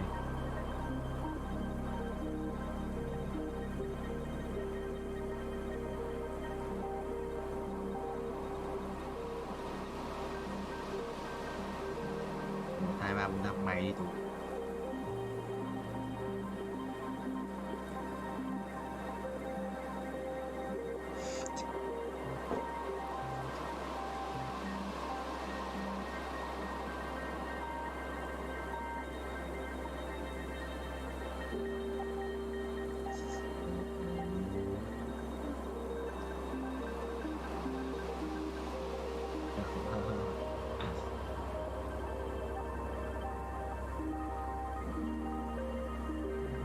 Mới là ông anh đấy à? Quỷ nhỉ? Ông ấy chứ cái chuyện không?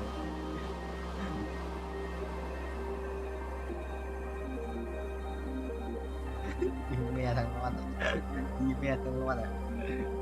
Chuẩn đấy.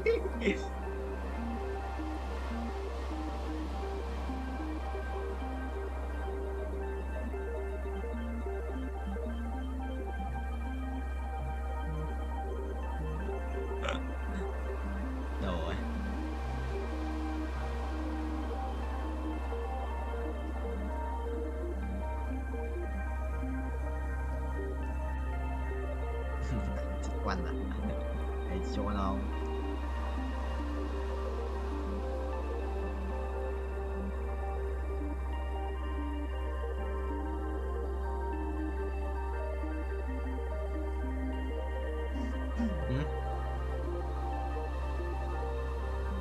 găm đầy găm mày à, farm tí đầy găm rồi đâu rồi, bị mất một lần mà nhiều game ấy, bị mất nhiều game cực